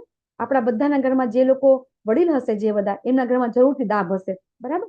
અને આપણે બહુ બધી જગ્યાએ જેને કહેવાય જે લોકો ગામડા રહેતા હશે એ બહાર બહુ જ ઉગી જાય છે દાબડો. તો એ જે દર્ભ છે એ ખૂબ પવિત્ર વસ્તુ છે કે એ દર્ભનું આસન જો આપણે બનાવીએ ને, એકદમ લાંબી સે જાડી સળી આવતી હોય છે, એટલું આપણે જો એનું આસન તમે બનાવી નાખો ને, તો એ બનાવવાથી શું છે, એ જે આપણી જે એનર્જી છે ને, જયારે આપણે જમીન ઉપર બેસીએ છીએ ને, પૃથ્વી ઉપર, આમાં કોઈ યોગ ટીચર છે ખરા? હરે કૃષ્ણ.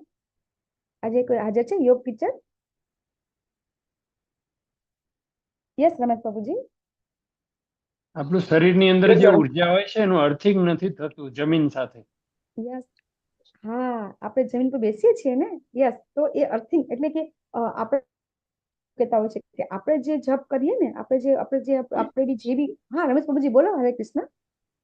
એ દર્ભનું આસન જે છે ને, એ જયારે હિરણાક્ષને માર્યો વરાહ રૂપે ભગવાને, પછી જે સમુદ્રમાંથી બહાર નીકળ્યા અને જે એમને માથું હલન જે રૂવાથી ખંખેરીને પડ્યા ને, એમાંથી આ દર્ભ ઉગ્યો, એટલે પવિત્ર ગણાય છે. સાચી વાત છે. Yes yes. જે દર્ભની ઉત્પત્તિ છે ક્યાંથી થઈ, રમેશ બાબુજી સમજાવ્યું છે. રમેશ બાબુજી આપણા વર્ષોથી એમને ભાગવતમમાં જે આપણા જે 12 સ્કંદ છે ને, એ એમને 3 વખત પૂરા કરી નાખ્યા છે. એટલે એમને બહુ જ નોલેજ છે. અને એવા નોલેજ વાળા વ્યક્તિ આજે મારા ક્લાસમાં બેઠા છે તો હું ધન્યતા અનુભવી રહી છું કે આવા સરસ ભક્ત કે જે આપણને વધારે જ્ઞાન આપી રહ્યા છે.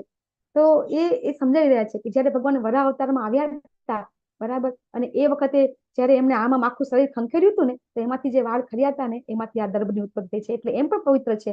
અને બીજું, પ્રભુજીએ કીધું એમ કે એ આપણે જયારે જમીન ઉપર બેસીએ છીએ, બરાબર, તો એનર્જી આપણે જે વેવ્સ છે બધા એ નીચે જતા રહેતા, પૃથ્વી પર બેઠા હોય તો પૃથ્વી ગ્રહણ કરી લેતી નથી. બીજું કે એ એટલું બધું પવિત્ર છે કે જ્યારે આપણે બધા ગ્રહણ થતું હોય છે ને ત્યારે પણ આપણે એને પાણીમાં ને એમાં મૂકતા હોય છે ને કે જેથી કરીને જે સૂર્યગ્રહણ ને ચંદ્રગ્રહણ વખતે એના વેવ્સ છે બરાબર એ વેવ્સ અંદર પ્રવેશી શકે નહીં. એટલે એ પણ એનું મહત્વ છે. કુશાઘાસનું ખૂબ મહત્વ છે, ઘણું બધું મહત્વ છે. એને આપણે જે કોઈ યોગ ટીચર હશે તો એને ખબર હશે કે એની ખૂબ મહત્વ છે. અને બીજું છે કે મૃગચર્મ રાખવું જોઈએ. હવે અત્યારે મૃગચર્મ નથી પણ પહેલાના જમાનામાં મૃગચર્મ મળતા હતા. કારણ કે જે લોકો શિકાર કરે ને તો શિકાર કરે પછી જે પશુ હોય ને એ શિકાર ખાઈ જાય પરંતુ એનું જે ચામડી હોય ને એ ના ખાય. અને એના જે ઉપરનું જે મોઢું હોય બરાબર એ મોઢામાં હાડપિંજર હોય તો એ પણ ખાતું નથી. એ મોઢા સહિતનું ઘણી વખત મૃગચર્મ મળતું હોય છે. આપણે શિવજીને જોતા હોઈએ છીએ ને એ મૃગચર્મ ઉપર બેઠા હોય છે. તો એ મૃગચર્મ ઉપર આસન લખીને આ ઘાસ અથવા તો મૃગચર્મ એ બે વસ્તુ હોય ને તો જ આસન ઉપર તમે બેસી અને તમે અષ્ટાંગ યોગ કરી શકો છો, નહીતર કરી શકતા નથી. પછી આસન બહુ ઊંચું પણ નીચું પણ ન હોવું જોઈએ. હા નહીં માતાજી, હરે કૃષ્ણ. એ આસન એવું છે કે આપણા લેડીઝ ની પ્રોબ્લેમ હોય ને તેમાં અપડસક બી નહીં લાગે. રાઈટ. યસ, બહુ પવિત્ર છે. હા, હા, શુદ્ધ છે, ખૂબ પવિત્ર છે. યસ. હવે બહુ ઊંચું હોય તો આપણને એમ કે છે કે અભિમાન આવી જાય, અને નીચું હોય તો કોઈ જીવજંતુ ડર રહે. એટલા માટે ઊંચું પણ ન હોવું જોઈએ, નીચું ન હોવું જોઈએ, અને પવિત્ર સ્થાનમાં હોવું જોઈએ. આ ત્રણ વસ્તુ છે. એ ત્રણ વસ્તુ કરી અને પછી યોગીએ એકદમ સુસ્થિર ટટ્ટાર બેસવાનું છે. આ ત્રણ વસ્તુ થાય અને ચોથી વસ્તુ તો જ એનું પોસિબલ બને. આપણે કરી શકીશું, આપણે પોતે વિચાર કરવાનો છે. બરાબર. પછી આ આસનમાં વ્યક્તિએ પોતાનું શરીર છે, ગરદન છે અને માથું એકદમ ટટ્ટાર રાખવાનું છે. આપણી જે દ્રષ્ટિ છે એ નાકના અગ્રભાગમાં સ્થિર રાખવાની છે.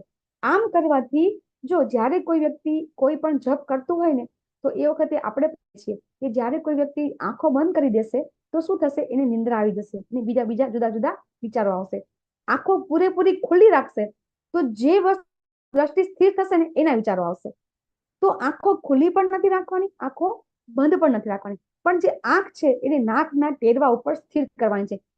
કરીને આપણે એમાં મન આપણું લાગી શકે તો છે ને આપણું સ્થિર સંયમિત મનથી, ભયરહિતથી, વિષય જીવનથી પૂર્ણ રીતે મુક્ત થઈને અંતઃકરણમાં મારું ચિંતન કરવું જોઈએ. હવે અષ્ટાંગ યોગના શ્લોકમાં 13 ને 14 શ્લોકમાં ભગવાન એમ કહે છે કે આ બધું કરતા કરતા શું કરવાનું છે? ભગવાનનું, નહીં કે કોઈ નિરાકારનું. બરાબર. જે લોકો યોગ કરતા હોય, ધ્યાન કરતા હોય, નિરાકારનું ધ્યાન કરતા હોય તો એ કરી શકશે નહીં. એમ કે છે આટલું કરી અને પછી અંતઃકરણમાં મારું ચિંતન કરવું જોઈએ અને મને જ પોતાનું અંતિમ ધ્યેય માનવું જોઈએ. એટલે યોગનો પણ જે ગોલ છે છેવટે તો ભગવાન જ છે એવું આપણે અહીંયા સમજી શકીએ છીએ. પછી આવે છે પ્રાણાયામ. તો પ્રાણાયામ છે એમાં શું કરવાનું છે કે પતંજલિ યોગ પ્રમાણે જે બધા કરે છે અત્યારે કરે છે બરાબર પ્રાણાયામ, તો એ બધા પ્રાણાયામ છે એ પ્રાણાયામ પણ આપણે આની અંદર સમાવિષ્ટ કરી શકાય છે કે પ્રાણાયામ કરવા આપણે શરીરની નાડીઓ શુદ્ધ થાય છે. કોઈ પણ રોગ હોય આપણને, કોઈ પણ જાતનો રોગ હોય તો પ્રાણાયામ કરવાથી આપણને એ રોગની અંદર 25% રાહત મળે છે. પ્રાણાયામનું ખૂબ મહત્વ છે. પ્રાણાયામ કરવામાં આપણને બહુ તકલીફ પણ પડતી નથી અને પ્રાણાયામ કરવાથી આપણને શરીરને બેનિફિટ પણ છે. તો પ્રાણાયામ વ્યક્તિએ કરવો જોઈએ. તો એમાં આપણે શું કરવાનું છે? તો સર્વ બાહ્ય ઇન્દ્રિય વિષયોને બહાર કરીને દ્રષ્ટિને બે ભ્રમરોની વચ્ચે કરીને શ્વાસ તથા ઉચ્છ્વાસને નસકોરાની અંદર રોકીને એ રીતે મન, બુદ્ધિ તથા ઇન્દ્રિયોને વશમાં રાખીને મોક્ષ પ્રતિ લક્ષ્ય રાખનાર ઈચ્છા, ભય તથા ક્રોધથી રહિત થઈ જાય છે. આવી અવસ્થામાં સતત રહેનારો યોગી નિસંદેહ મુક્ત હોય છે. હવે જ્યારે કોઈ વ્યક્તિ આસન પર બેસીને ભગવાનનું સ્મરણ કરે છે, પ્રાણાયામ કરતા કરતા ઉપરનું સ્ટેપ શું કીધું ભગવાને? પહેલા અંતઃકરણમાં ભગવાનનું ચિંતન કરવાનું. ચિંતન કરતા કરતા પ્રાણાયામ, અને જો એ રીતે આપણે પ્રાણાયામ કરીશું તો ચોક્કસથી મુક્ત બની જવાશે. તો ભગવાનનું નામ લેતા લેતા પ્રાણાયામ કરવાનો, અને એ પ્રાણાયામ કરશે ને આપણે, જ્યારે કોઈ વ્યક્તિ પ્રાણાયામ કરતું હશે તો એને આઈડિયા આવી જશે કે એનું ધ્યાન ક્યાં જશે? પ્રાણાયામ કરવામાં. એને પોતાનું ધ્યાન પ્રાણાયામ કરવામાં જશે. અને એ વખતે પ્રાણાયામ કરતી વખતે જો એનું ધ્યાન છે, એ જો એનું મન છે, જો ભગવાન, તો ચોક્કસ એ વખતે આ રીતે પ્રાણાયામ કરવાથી એને ક્યારેય એને લાગે અને કોઈ પણ આ વસ્તુ અત્યારે કળિયુગમાં હું કે તમે કરી શકીએ એમ નથી. પ્રાણાયામ આપણે કરીએ છીએ, પણ જે ભગવાન કે છે આપણને અષ્ટાંગ યોગમાં કે આ રીતે છે, હું પ્રાણાયામ કરું છું તો આપણે કપાલભાતિ, અનુલોમ વિલોમ, ભ્રુકુટી પ્રાણાયામ આ બધા આપણે કરતા હોઈએ છીએ. ભગવાન છે એ જમાનામાં ખૂબ મુશ્કેલ છે. પછી આવે છે પ્રત્યાહાર. તો પ્રત્યાહારમાં શું કરવાનું છે કે આપણે શું કરવાનું છે કે આપણે જે આપણે કર્મ કરીએ છીએ બરાબર, એ કર્મમાં આપણે કંટ્રોલ રાખવાનું છે. આપણું જે મન છે એ સંયમિત રાખવાનું છે. આપણી જે ઈચ્છાઓ છે, આપણી જે ઇન્દ્રિયો છે, ઇન્દ્રિયોને જે કર્મ કરવાની જે ઈચ્છા થાય છે એ કરવા દેવાની નથી. ફક્ત ભગવાનમાં ધ્યાન આપણે રાખવાનું છે. ઇન્દ્રિયોને પાછી, પ્રત્યાહાર એટલે શું?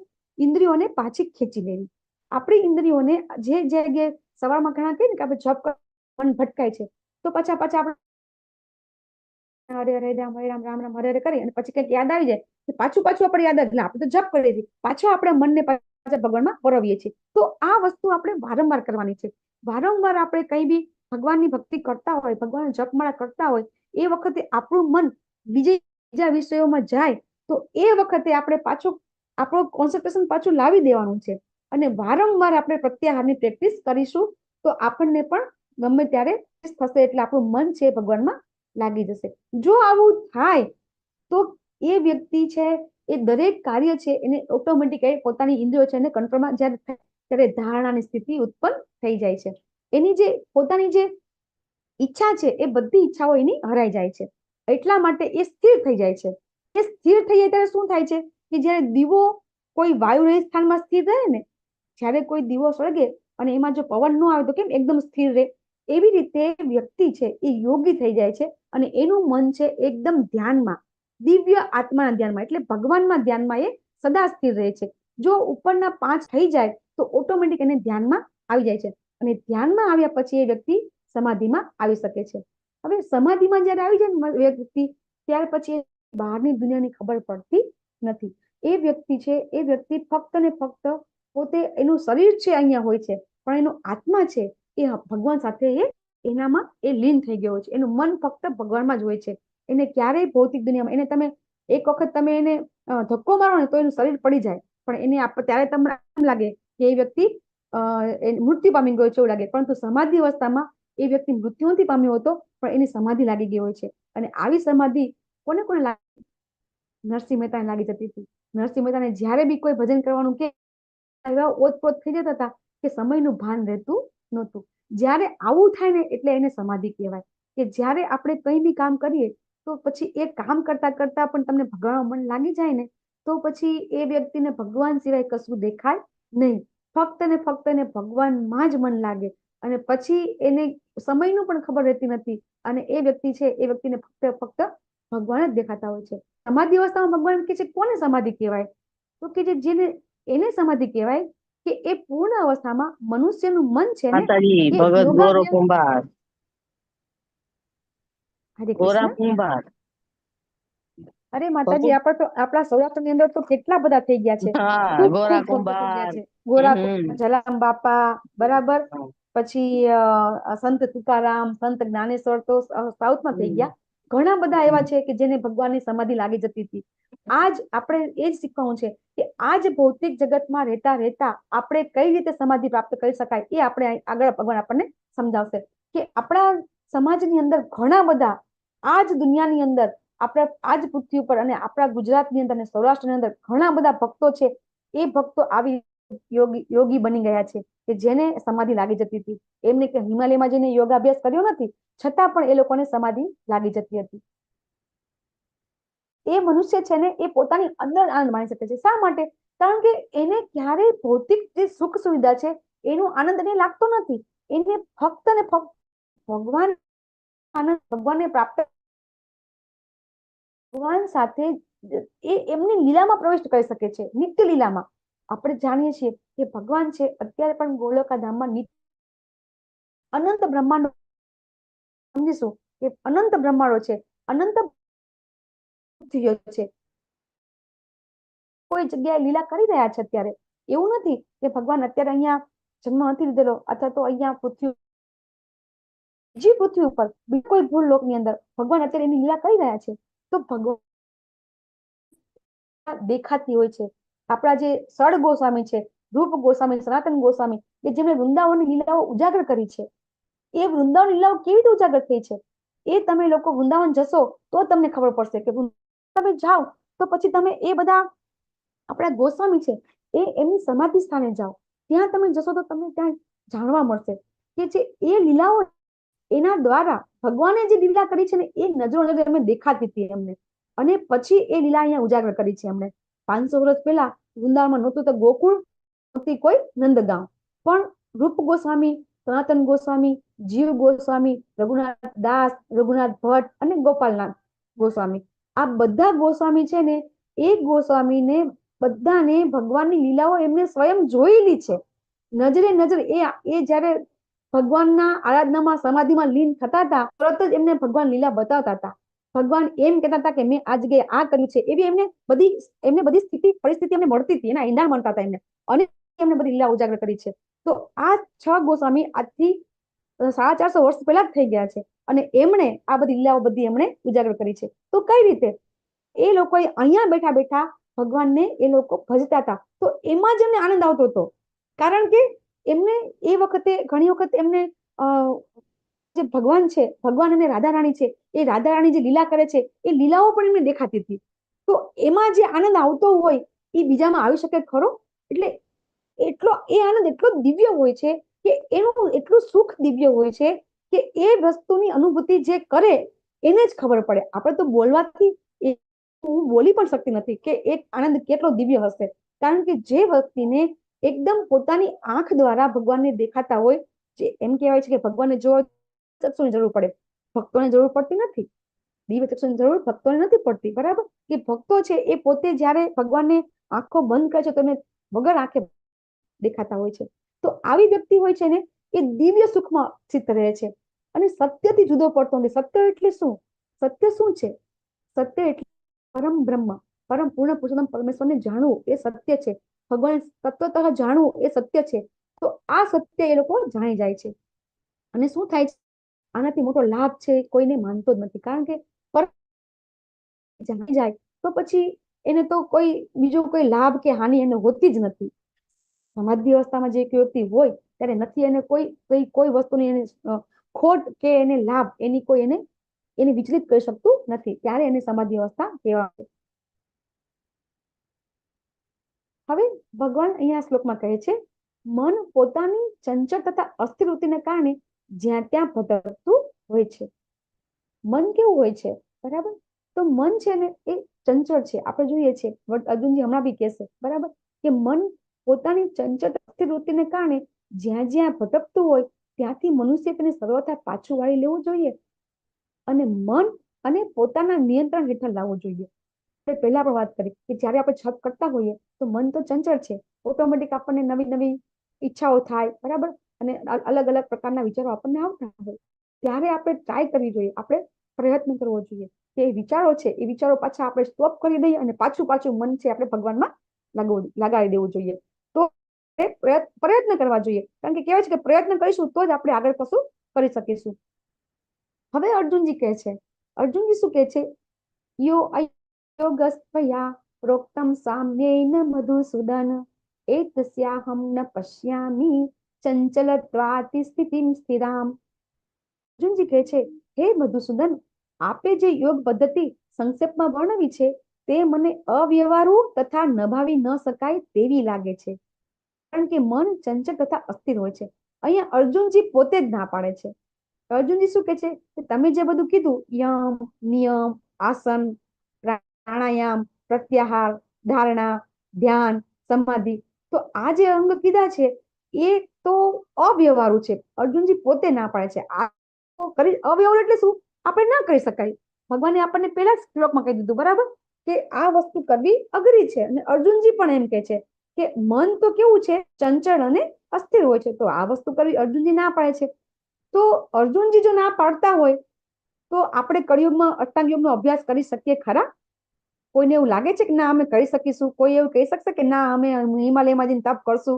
કોને એવું લાગે છે કે અષ્ટાંગ યોગ આપણે કરી શકીશું? અથવા તો મુશ્કેલ છે? કોણ કહી શકશે?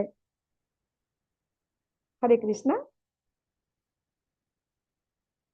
અષ્ટાંગ યોગ કરી શકાશે આ યુગની અંદર? હરે કૃષ્ણ માતાજી. આ કળિયુગ હા. તો મુશ્કેલ જ છે, એટલે અશક્ય જ છે, હે જ નહીં. યસ. કેમ કે ત્યારે તો માયા એવી વસ્તુ છે, મોબાઈલ માયામાં ઘર સંસારમાં લાગી ગયા છે, અને પેલા જેવું આ કળિયુગ બહુ ખરાબ છે, એટલે ના થઈ શકે. હરે કૃષ્ણ. હા, સિદ્ધ છતાં પણ ગુરુ બધા કરે છે. સિદ્ધ ગુરુ યસ પ્રાપ્ત મહેશ પ્રભુ. થઈ જાય તો હા પ્રભુજી, બોલો, અવાજ કપાય છે, બોલો બોલો. સિદ્ધ ગુરુ પ્રાપ્ત થઈ જાય તો એ પ્રાપ્ત થાય, બાકી બહુ અશક્ય છે કળિયુગની અંદર. Yes yes. હવે એના માટે એવા સિદ્ધ ગુરુ જોઈએ. તમારી વાત એકદમ સાચી છે કે જો આપણને ભગવાન પ્રાપ્ત કરવા હોય તો આપણે એવા ગુરુ જોઈએ કે જેને ભગવાન પ્રાપ્ત કર્યા હોય, બરાબર ને? તો અષ્ટાંગ યોગની સિદ્ધિ જેને કરેલી હોય, બરાબર, એની પાસેથી અષ્ટાંગ યોગ આપણે શીખી શકાય ને? એમ મહેશ પ્રભુજીની કહેવાય જાય, બરાબર. તો આપણે અષ્ટાંગ યોગ કરી શકીએ. તો શું આપણે એમ માની શકીએ ખરા કે જે એવા સિદ્ધ પુરુષો હોય એ અત્યારે કળિયુગમાં ફરતા હોય ખરા બહાર, અથવા તો કોઈ સમાજમાં દેખાય ખરા આપણને? એકાદ સિદ્ધિ પ્રાપ્ત કરી.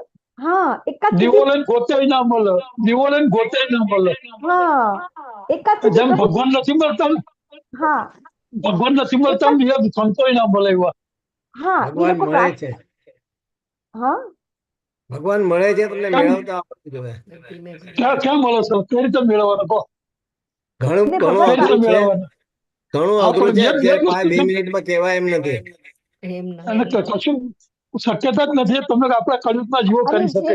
ભગવાન અને પળે કદાચ પળે તમારી સાથે જ છે. હા, છે, હા એ તો હકીકત છે. હા, જોડે એ પણ હકીકત છે. યસ તમે પ્રભુજી. ઓળખતા આવડતું જતા જોઈએ ને. બચી જાવ તો અને તરત અને ભગવાનને જેને યાદ કરો કે ભગવાને બચાવ્યા તમને. યસ, અને જેને આ બચાય જ્ઞાન થઈ ગયું છે ને. એ તો તમારું કર્મ છે પ્રભુ. મને મળતો તમે ફોન કરજો મને, હું કર્મ તમને સમજાવીશ. ભગવાન તમે મને ભગવાન ફોન તમારા કરજો. કર્મનું ફળ આપે છે.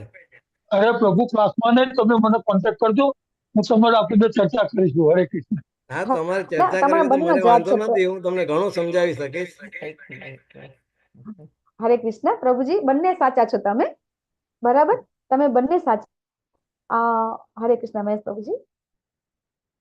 માતાજી, એવું છે કે સટલ બોડીનો અભ્યાસ કરી શકાય અને આજના જમાનામાં પણ થઈ શકે, પણ બહુ જ રેરલી પોસિબલ છે.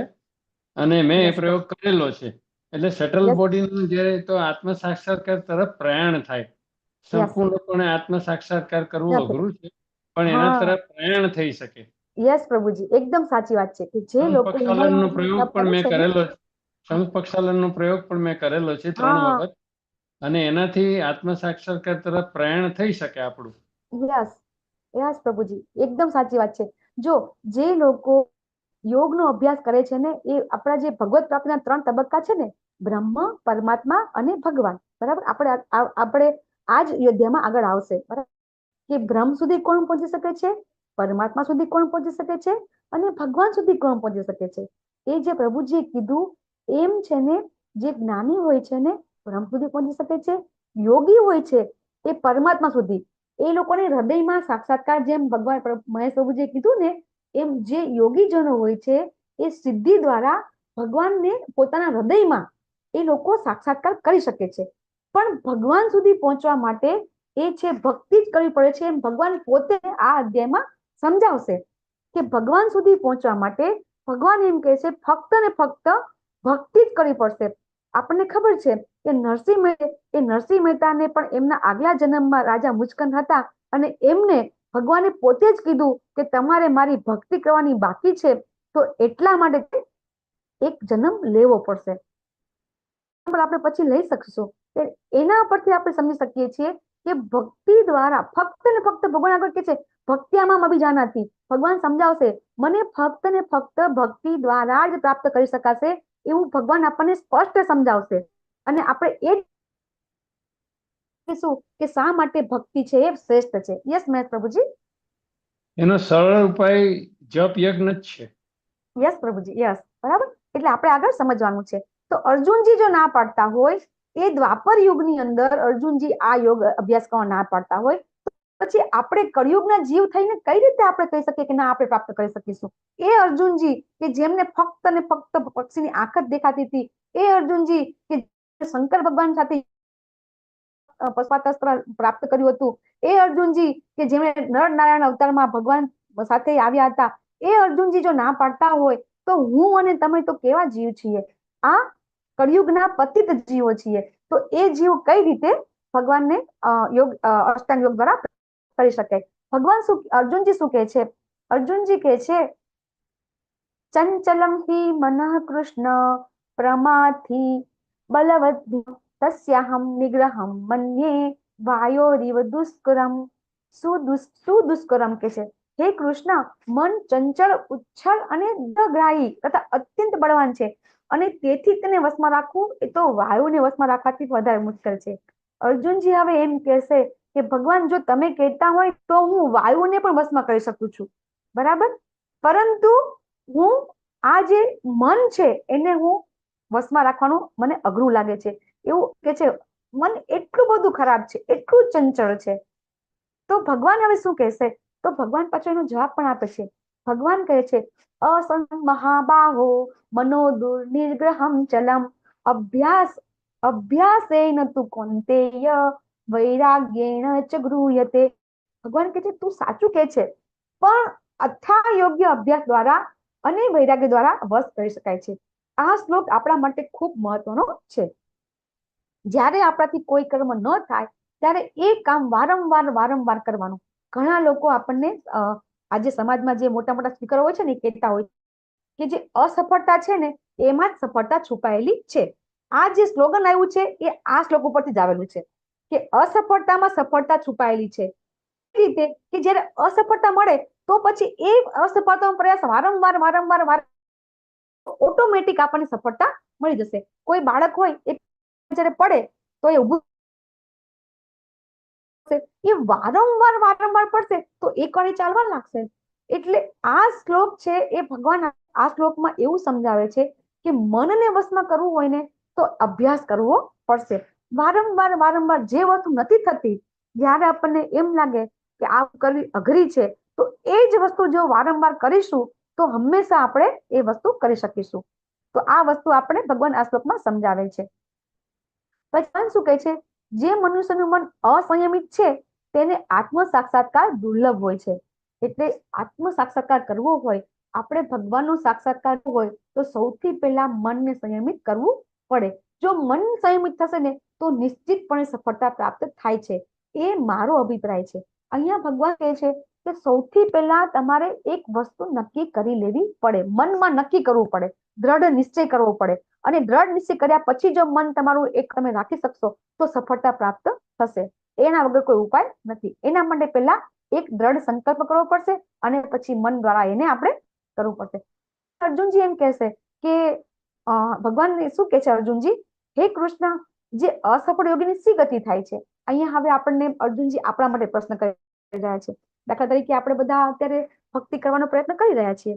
હવે એમ કરતા જો આપણું શરીર છૂટી જાય, બરાબર, એટલે ઘણા લોકો એવા હશે કે હજી ભક્તિમાં હશે, નવા ભક્તિ બહારની દુનિયામાં જાય, ક્યાંક કોઈ પાર્ટીમાં જાય, કોઈ લગ્ન પ્રસંગમાં જાય, અને પછી પાછું ત્યાં જતું રહે, બરાબર, તો પાછી માળા જતી રહે, મંગળા આરતી જતી રહે, અથવા તો ક્લાસમાં નો એટેન્ડ ન કરી શકાય. તો આવું થાય તો શું થાય? એવું અર્જુનજી કોઈ વ્યક્તિ હોય થોડી ભક્તિ કરે અને વળી પાછો એનું વિચલિત થઈ જાય, ભૌતિકતામાં પાછો જતો રહે વ્યક્તિ, તો શું થાય? હરે કૃષ્ણ મહેશ પ્રભુજી. ઉચ્ચ લોકમાં ગતિ થાય પછીના જન્મમાં. યસ, હા, આવશે એક તારીખના શ્લોકમાં પણ ભગવાન આપણને કહેશે, બરાબર. તો અહીંયા શું કહે છે ભગવાન? પ્રાપ્યમ પુણ્ય કતામ લોકાન ઈસત્વિના શાશ્વતી સમા શુચિનામ શ્રીમતામ ગેહે યોગ તો અભિજાયતે. તમારો જવાબ આવ્યો પ્રભુજી. અહીંયા ભગવાન શું કહે છે? શુચિનામ શ્રીમતામ ગેહે. જે લોકો આવી રીતે થોડી ભક્તિ કરીને પછી જ્યારે એ લોકો દેહ છૂટી જાય છે તો શું થાય છે? તો એ લોકોને અનેક વર્ષો સુધી સુખ ભોગવ્યા પછી સદાચારી લોકમાં અથવા તો ગર્ભ શ્રીમંત લોકના કુળોમાં જન્મ પ્રાપ્ત થાય છે. શું થાય કે દાખલા તરીકે આપણે ભક્તિ કરતા હોય, માળા જપ કરતા હોય, જપ કરતા આપણી ઈચ્છાઓ બધી અમુક ઘણી બધી હોય તો ભગવાન બધી પૂરી કરે છે. ઘણી તો ભગવાન આ જન્મમાં જ પૂરી કરી દે છે. ઘણાને અનુભવ છે. વિક્રમ પ્રભુજી અત્યારે કહેતા હતા, બરાબર, કે જે ઈચ્છા કરીએ એ તરત થઈ જાય છે. તો ભગવાનના ભક્ત બનવાથી ફક્ત જો ભગવાન એમ કહે છે કે ભગવાન તો જો જ્યારે કોઈ અસુરો હોય છે એ અસુરોની પણ ભગવાન સદગતિ કરે છે. જ્યારે કોઈ અસુરોનું ભગવાન હાથે મોત થાય છે તો સદગતિ પામે છે. તો એ તો ભગવાનનો બધા હતા, છતાં રાવણ, હિરણ્યકશિપુ આ બધા છે એ બધા તો ભગવાનના વિરોધી હતા. છતાં પણ એ તો જો કે જય વિજયના એના સાથે એમનો અવતાર હતો, પણ છતાં પણ એ બન્યા તો એ રાવણ અને હિરણ્યકશિપુ ને, છતાં પણ ભગવાન એમને પાછા એમના ધામમાં લઈ જાય છે. વિરોધી બને છે, ભગવાનનો વિદ્રોહ કરે છે, છતાં પણ જો એમને ધામમાં લઈ જઈ શકતા હોય તો હું અને તમે થોડી ભક્તિ કરીએ તો ભગવાન શું આપણી ઈચ્છા પૂરી ના કરે? આ વસ્તુ જો સમજી જઈએ કોઈ ભગવાનની ભક્તિ કરવાનું છોડે જ નહીં. સામાન્ય ઈચ્છા ભગવાન એમ કહેશે કે ભક્તિ રસામૃત સિંધુમાં આવે છે કે ભગવાન આપણને ભૌતિક સુખ ક્ષણિકમાં આપી દેશે. તમારી ઈચ્છા જો તમે ભક્તિ કરતા હશો, થોડી પણ ભક્તિ કરતા હશો ને, તો ભૌતિક સુખ સુવિધા તો ચપટીમાં પૂરી થઈ જશે. ભગવાન આપણને આવશે પણ ભક્તિ આપતા નથી. ભગવાન જે એમની પોતાની શુદ્ધ ભક્તિ છે ને એ બધાને આપતા નથી. જ્યારે આ થોડી ભક્તિ થઈ જાય છે તો શું છે, આપણને એ ભક્તિ દ્વારા આપણી જે ઈચ્છાઓ હતી ને એ ભગવાન એ ઈચ્છાઓ પૂરી કરવા માટે આપણને અનેક વર્ષો સુધી આપણને સુખ આપે છે. અને પછી જન્મ કેવી રીતે આપે છે? સારા કુળમાં કે સારી ગર્ભ શ્રીમંત હોય ને એમાં જન્મ આપે છે કે પાછા આપણે આપણું જે ભક્તિ છે એ આપણે આગળ વધારી શકાય. પછી કોઈ એવા યોગી હોય કે જેની ભક્તિ છે એ 98% અને 99% થઈ ગઈ છે, 1% માટે થઈ અને ભક્તિ એમની અધૂરી. રાજા ભરતને શું થયું હતું? છેલ્લી ઘડીએ હરણમાં આસક્તિ જતી રહી હતી, બરાબર, અને એમને હરણ પામી ગયા હતા, હરણ યોની મળી ગઈ હતી, પણ પછી તરત બ્રાહ્મણ યોની મળી ગઈ એમને. તો એવી રીતે જ્યારે આપણી ઈચ્છા છેલ્લી શું છે એ બહુ એનું મહત્વ છે કે મૃત્યુ સમયે આપણી ઈચ્છા કેવી છે એનું બહુ મહત્વ છે. આપણે ભક્તિ કરી છે તો આપણા સારા કર્મો તો છે જ, બરાબર, સારા કર્મો કર્યા છે અને ભક્તિ કરી છે, પણ એન્ડ આપણે બરાબર એ બહુ જ આપણી ભક્તિ છે લગભગ પૂરી થવા આવી છે અને પછી આપણો દેહ છૂટી જાય છે, તો એ વખતે આપણો જન્મ છે એ અધ્યાત્મવાદી કે જ્યાં આપણને શરૂઆતથી જ ભક્તિ મળે છે. અહીંયા ઉર્મિલા સાધુ માતાજી છે, એમની જે પુત્રી છે એ અત્યારે આપણને બધાને શ્લોકો કંઠસ્થ નથી ને, એને 40-50 શ્લોક આવડે છે. કેટલા વર્ષની બેબી છે? આઈ થિંક 5 કે 6 વર્ષની બેબી છે. તો આવા જે વ્યક્તિ હોય, બરાબર, આ વ્યક્તિ હોય, આવા વ્યક્તિને શું થાય છે કે એના ઘરમાં એવા ઘરમાં જન્મ મળે છે કે એના મા બાપ છે પણ ભગવાનના ભક્ત હોય. પ્રભુપાદને પણ એવું થયું હતું. પ્રભુપાદનો જન્મ પણ ભક્તના ઘરમાં થયો હતો. એટલે આવું થાય છે. ક્યારેય આપણી ભક્તિ છે એ વેસ્ટ જતી નથી. પછી ભગવાન અહીંયા સમજાવે છે કે જે ભક્ત હોય, યોગી હોય, અને સાચો કોને કહેવાય એ અહીંયા ભગવાન આપણને છેલ્લે કહેશે. યોગીનામ અપી સર્વેષામ મદ્ગતેન અંતરાત્મના શ્રદ્ધાવાન ભજતે યો મામ અમે યુક્તતમો મતઃ.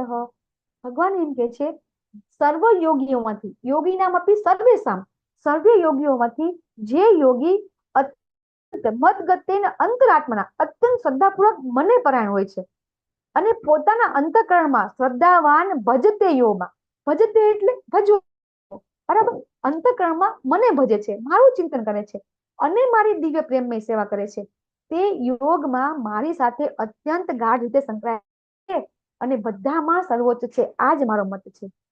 અહીંયા ભગવાન સર્વશ્રેષ્ઠ યોગી ભક્તિ યોગી છે. શ્રદ્ધાવાન ભજતે યોમાં, જે ભક્તિ કરે છે, જે સતત મારી દિવ્ય પ્રેમની સેવા કરે છે, જે મારી સાથે યોગ દ્વારા મારી સાથે સંકળાયેલો છે, તે બધામાં સર્વ સાચો ભક્ત યોગી, સાચો યોગી છે એ ભક્તિ યોગી છે. એવું અહીંયા ભગવાન આપણને સમજાવે છે. તો આપણને ભગવાન અહીંયા નથી સમજાવતા, આપણને અધ્યાયની અંતે આપણને ભગવાન કહેશે કે ભક્તિ છે એ સૌથી શ્રેષ્ઠ છે. ભક્તિ દ્વારા જ આપણે ભગવાનને પ્રાપ્ત કરવા સહેલા છે. બાકી અષ્ટાંગ યોગ દ્વારા ભગવાનને પ્રાપ્ત કરવા ખૂબ અઘરા છે. તો મહાન યોગી કોણ છે? બરાબર, કે આ બધા કર્મયોગ, જ્ઞાન યોગ, અષ્ટાંગ યોગ એ ભક્તિ યોગ સુધી પહોંચવાનું સાધન છે. અષ્ટાંગ યોગ આપણે સમજ્યા તો અષ્ટાંગ યોગની અંદર ઘણી બધી વસ્તુ એવી છે કે જે દ્વારા આપણે ભક્તિ કરી શકીએ છીએ. જ્ઞાન દ્વારા પણ આપણે ભગવાનની ભક્તિ કરી શકીએ છીએ. કર્મ દ્વારા પણ આપણે ભગવાનની ભક્તિ કરી શકીએ છીએ. તો આ બધા સ્ટેજ છે એ ભક્તિ સુધી પહોંચવાના પગથિયા છે. તો યોગ કેવી રીતે કરવો, અભ્યાસ કેવી રીતે કરવો જોઈએ અને શા માટે આપણે આપણે બધાને જપ કરવાનું કહીએ છીએ. તો એ આપણે આગળ સમજી ગયા કે સતયુગનો યુગ ધર્મ હતો તપ, બરાબર. તો તે એ ધ્યાય હતો વિષ્ણુ, કે સતયુગમાં જે આપણો જે યુગ ધર્મ હતો, દરેક યુગ માટે અલગ અલગ ધર્મ હોય છે. કારણ કે એ વખતે આપણું આયુષ્ય આપણે 1000 વર્ષ તપ. ત્રેતાયુગ હતો ત્યારે એનો યુગ ધર્મ હતો યજ્ઞ. દ્વાપરી પરિચર્યાયામ, ત્યારે દ્વાપર યુગ આવ્યો ત્યારે એનો ધર્મ હતો આપણે વિગ્રહ સેવા. તો વિગ્રહ સેવા આપણે પણ કરીએ છીએ, પણ વિગ્રહ આપણા ઘરમાં પહેલાના જમાનામાં જે મંદિર હતા ને, એ મંદિર મોટા હતા અને મંદિરમાં ઘર નાના રૂમ હતા. અત્યારે આપણે ઊંધું છે, બરાબર. મંદિર આપણું નાનકડું એવું ઘરમાં છે. તો દ્વાપર યુગમાં પરિચર્યા હતું, એમાં જે વિગ્રહ સેવા હતી, એ વિગ્રહ સેવામાં આપણે વિગ્રહ સેવા કરતા હતા, પણ આપણે મંદિર મોટા હતા અને આપણા ઘર નાના હતા. અત્યારે આપણે એમ થાય કે વિગ્રહ સેવા છે, તો અત્યારે દ્વાપરનો જસ્ટ એન્ડ થયો છે. ભગવાન હજી 5000 વર્ષ પહેલા આવીને ગયા છે, એટલે અત્યારે ગોલ્ડન કલી છે, એટલે હજી આપણે વિગ્રહ સેવા કરી શકીએ છીએ. પણ કળિયુગનો યુગ ધર્મ શું છે? તો કલો તદ્ધરી કીર્તનામ. એ આપણો જે ત્રેતા યુગ છે, કલયુગ છે, એમાં આપણને 500 વર્ષ પહેલા હમણાં મહાપ્રભુ તરીકે ભગવાન અવતરણ થઈ ગયા.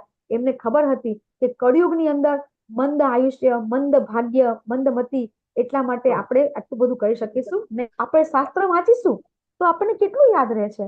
આપણે અત્યારે ભગવદ ગીતાના ક્લાસ છે, મેં 17-18 વખત કર્યા, ત્યારે મને થોડું યાદ રહેશે. તો આપણી જે બુદ્ધિ છે, આપણી યાદ શક્તિ છે, એ પહેલાના યુગમાં હતી એટલી નથી. તો શાસ્ત્ર પણ આપણે યાદ રાખી શકતા નથી. તો એટલા માટે ફક્ત ને ફક્ત ભગવાનનું નામનો જે જપ છે એ શ્રેષ્ઠ છે. હરે કૃષ્ણ કૃષ્ણ કૃષ્ણ હરે હરે, હરે રામ રામ રામ હરે હરે. કલિસંક્રમ ઉપનિષદની અંદર આપણને આ શ્લોકનો ઉલ્લેખ થયો છે. કળિયુગમાં ફક્ત ને ફક્ત ભગવાનનું નામ જ લેવું જોઈએ. નારાયણ સંહિતામાં પણ આપણને ઉલ્લેખ છે. ચૈતન્ય ચરિતામૃતના આદિ લીલામાં પણ આપણને કીધું છે 27:21 ની અંદર, કલહ અને દંભના આ યુગમાં મુક્તિનું એકમાત્ર સાધન છે ભગવાનના નામનો જપ. બીજો કોઈ રસ્તો નથી, બીજો કોઈ રસ્તો નથી, બીજો કોઈ રસ્તો નથી. આટલું જો આપણે સમજી જશું ને તો પણ આપણે બહુ જ છે. પછી શ્રીમદ ભાગવતમમાં 12મા સ્કંદમાં આવે, હે રાજા, એમાં છે ને સુખદેવ મહારાજ છે, પરીક્ષિત મહારાજને કહે છે કે હે રાજા, કલિયુગ દોષોનો મહાસાગર છે, છતાં એનો એક મહાન ગુણ છે કે ભગવાનનું નામનો જપ. કે જે આપણને ફળ છે એ સતયુગની અંદર આપણને તપ કરવાથી, ત્રેતાની અંદર યજ્ઞ કરવાથી, દ્વાપરની યુગની અંદર સેવા કરવાથી મળતું હતું. એ જ ફળ જો આપણને ફક્ત ભગવાનના નામ દ્વારા મળતું હોય તો એ એક ગુણ જ કહેવાય ને. ખોટનો સોદાને નફામાં પરિવર્તિત કરવાનું કામ છે. કે આપણો જે મનુષ્ય જન્મ છે એ ખરેખર આપણે એમ કહેતા હોય કે કળિયુગમાં જન્મ આપણો થયો છે, તો આપણે ખરેખર આપણો જેને કહેવાય કે બહુ ઘણા પાપ કર્યા હશે કે કળિયુગમાં જન્મ મળ્યો. પણ કળિયુગનો એક મોટો ગુણ છે કે આપણે જો ફક્ત ભગવાનનું નામ લેશું ને, આપણે 18મા અધ્યાય સુધી આપણે સમજી જશે કે ભગવાન કહેશે કે ફક્ત તું મારા શરણે આવીશ ને તો તારા બધા જ દોષ, બધા જ પાપ, આ જન્મના નહીં, કરોડો જન્મના જે થઈ ગયા છે આપણા પાપ, એ બધા પાપ ભગવાન એમ કે છે કે હું નષ્ટ કરી દઈશ. તો ખરેખર ભગવાનના નામથી આપણા પાપ નષ્ટ થાય છે. પણ થાય છે શું? ગંગામાં સ્નાન કરીએ છીએ, પાપ જાય છે. યસ, ગંગામાં સ્નાન કરવાથી પાપ ધોવાય જ છે, પણ આપણી જે પાપ કરવાની વૃત્તિ છે એ નષ્ટ થતી નથી. પાછા ગંગા બહાર આવી અને પાછા આપણે પાપ વૃત્તિ કરવા માંડીએ છીએ. તો એટલા માટે જે આ હરે કૃષ્ણ મહામંત્રનો જપ છે એ ખરેખર ખૂબ ખૂબ ખૂબ આપણે મહત્વ એટલે આપણે કરી રહ્યા છીએ. આ પંચતત્વ આપણે પણ મંત્ર કરીએ છીએ. જય શ્રી કૃષ્ણ ચૈતન્ય પ્રભુ નિત્યાનંદ શ્રી અદ્વૈત ગદાધર શ્રીવાસાદિ ગૌર ભક્ત વૃંદ કરીને પછી માળા છે, જપ છે, ભગવાનને આપણા કાનને સંભળાય એવી રીતે આપણે કરીએ છીએ. સ્પષ્ટ ઉચ્ચારણ કરવું જોઈએ આપણે. અને કોઈ પણ જગ્યાએ સ્નાન કર્યા વગર, બરાબર, વહેલા સવારે, સાંજે સ્નાન કરતા જપ કરી શકાય છે, બરાબર. જપ ને કે શા માટે 16 રાઉન્ડ, બરાબર. તો 108 માળાની તુલસી માળા ઉપર આપણે જપ કરીએ છીએ. જપ કરતી વખતે શું ન કરવું જોઈએ? એક ભાગનો જપ ન કરવો જોઈએ, બરાબર. હવે કરવાનો આખો મંત્ર કરવાનો. પછી કોઈએ સુમેરુ મણકો છે જે વચ્ચે આવશે, બરાબર, મોટો મણકો હોય એની ઉપર જપ કરવાનો નથી. પુસ્તક વાંચતી વખતે, ટીવી જોતી વખતે આપણે કરવાનો નથી. આપણે હરે તો બધી ક્રિયા છે, આપણી જે ઓટોમેટિક છૂટી જશે હોય કહીએ છીએ. તમે કાંઈ પણ કરતા હોય, તમે ડુંગળી લસણ ખાતા હોય, બરાબર, તમે માંસ મટન ખાતા હોય, કંઈ પણ કરતા હોય, ફક્ત માળા કરવાનું નામ કરવાનું ચાલુ કરશો ને, બધી આદતો ઓટોમેટિક છૂટી જશે. જો અમેરિકાની અંદર બધા હિપ્પીઓથી છૂટી જતી હોય તો આપણે બધા તો બહુ સાત્વિક, જેને કહેવાય કે આપણે તો બધા સત્વગુણ વાળા છીએ, તો જરૂરથી આપણી બધી કુટેવો છે બધી જતી રહેશે. બધી તકલીફમાંથી આપણને મુક્તિ મળી જશે, મનની શાંતિ મળશે. એ આપણે જ્યારે અનુભવ કરશો ત્યારે તમને ખબર પડશે. અને આ બધું કોણ કોણ કહી રહ્યા છે? જોર્જ હેરિસન, બરાબર, એ પોતે એમ કહે છે કે તે ખરેખર ભગવાનની અનુભૂતિ કરવાની પ્રક્રિયા છે. પછી આ છે સૌથી આ છે ડાયરેક્ટર છે જીન ક્લોડે, બરાબર, એ ફ્રાન્સના છે. એ પણ કહે છે કે જ્યારે મેં હરે કૃષ્ણનો જાપ કરવાનું શરૂ કર્યું ને તો મારા માટે બધું જ થવા લાગ્યું. શું થાય છે? આપણી પૂરી થઈ જાય છે, તમને ભગવાનનો વિશ્વાસ બેસવા માંડે છે. પછી હરે કૃષ્ણ મંત્ર કરવાથી જબરજસ્ત અસર થાય છે. આપણા આલ્બર્ટ ફોર્ડ, બરાબર, જે ફોર્ડ કંપનીના માલિક છે, જેમણે માયાપુરનું જે આપણું મંદિર બને છે ને, સૌથી મોટું મંદિર આખા વર્લ્ડનું, એમાં એમણે 400 કરોડ રૂપિયાનું ડોનેશન આપેલું છે. અને 100 કરોડ ડોનેશન તો આથી લઈ આવ્યા છે. એ આલ્બર્ટ ફોર્ડ છે. પછી એન્ડી દેસાઈ, બરાબર, એ શું કે છે? હું ઘણા વર્ષોથી હરે જાપ કરું છું, મને ક્યારેય વધુ આનંદદાયક આનાથી વધારે લાગતું નથી. આપણા ભારતના ઉદ્યોગપતિ છે. પછી ઋષિકેશ મફતલાલ ને બધા ઓળખતા હશો, સીઈઓ છે, બરાબર, એ પણ એવું કે છે આનાથી શાંતિ મળે છે. પછી આ એક મોડેલ છે, એ પણ એવું કે છે. પછી આ પણ એક મોડેલ છે, યુરોપની પ્રખ્યાત મોડેલ છે, એ પણ કે છે કે આનાથી હું ખૂબ ખુશી અનુભવું છું. અને આ નૌસેના અધિકારી ક્લીનર, એ પણ જાપ કરે છે. માર્કો ફેરીની ઇટાલીના છે.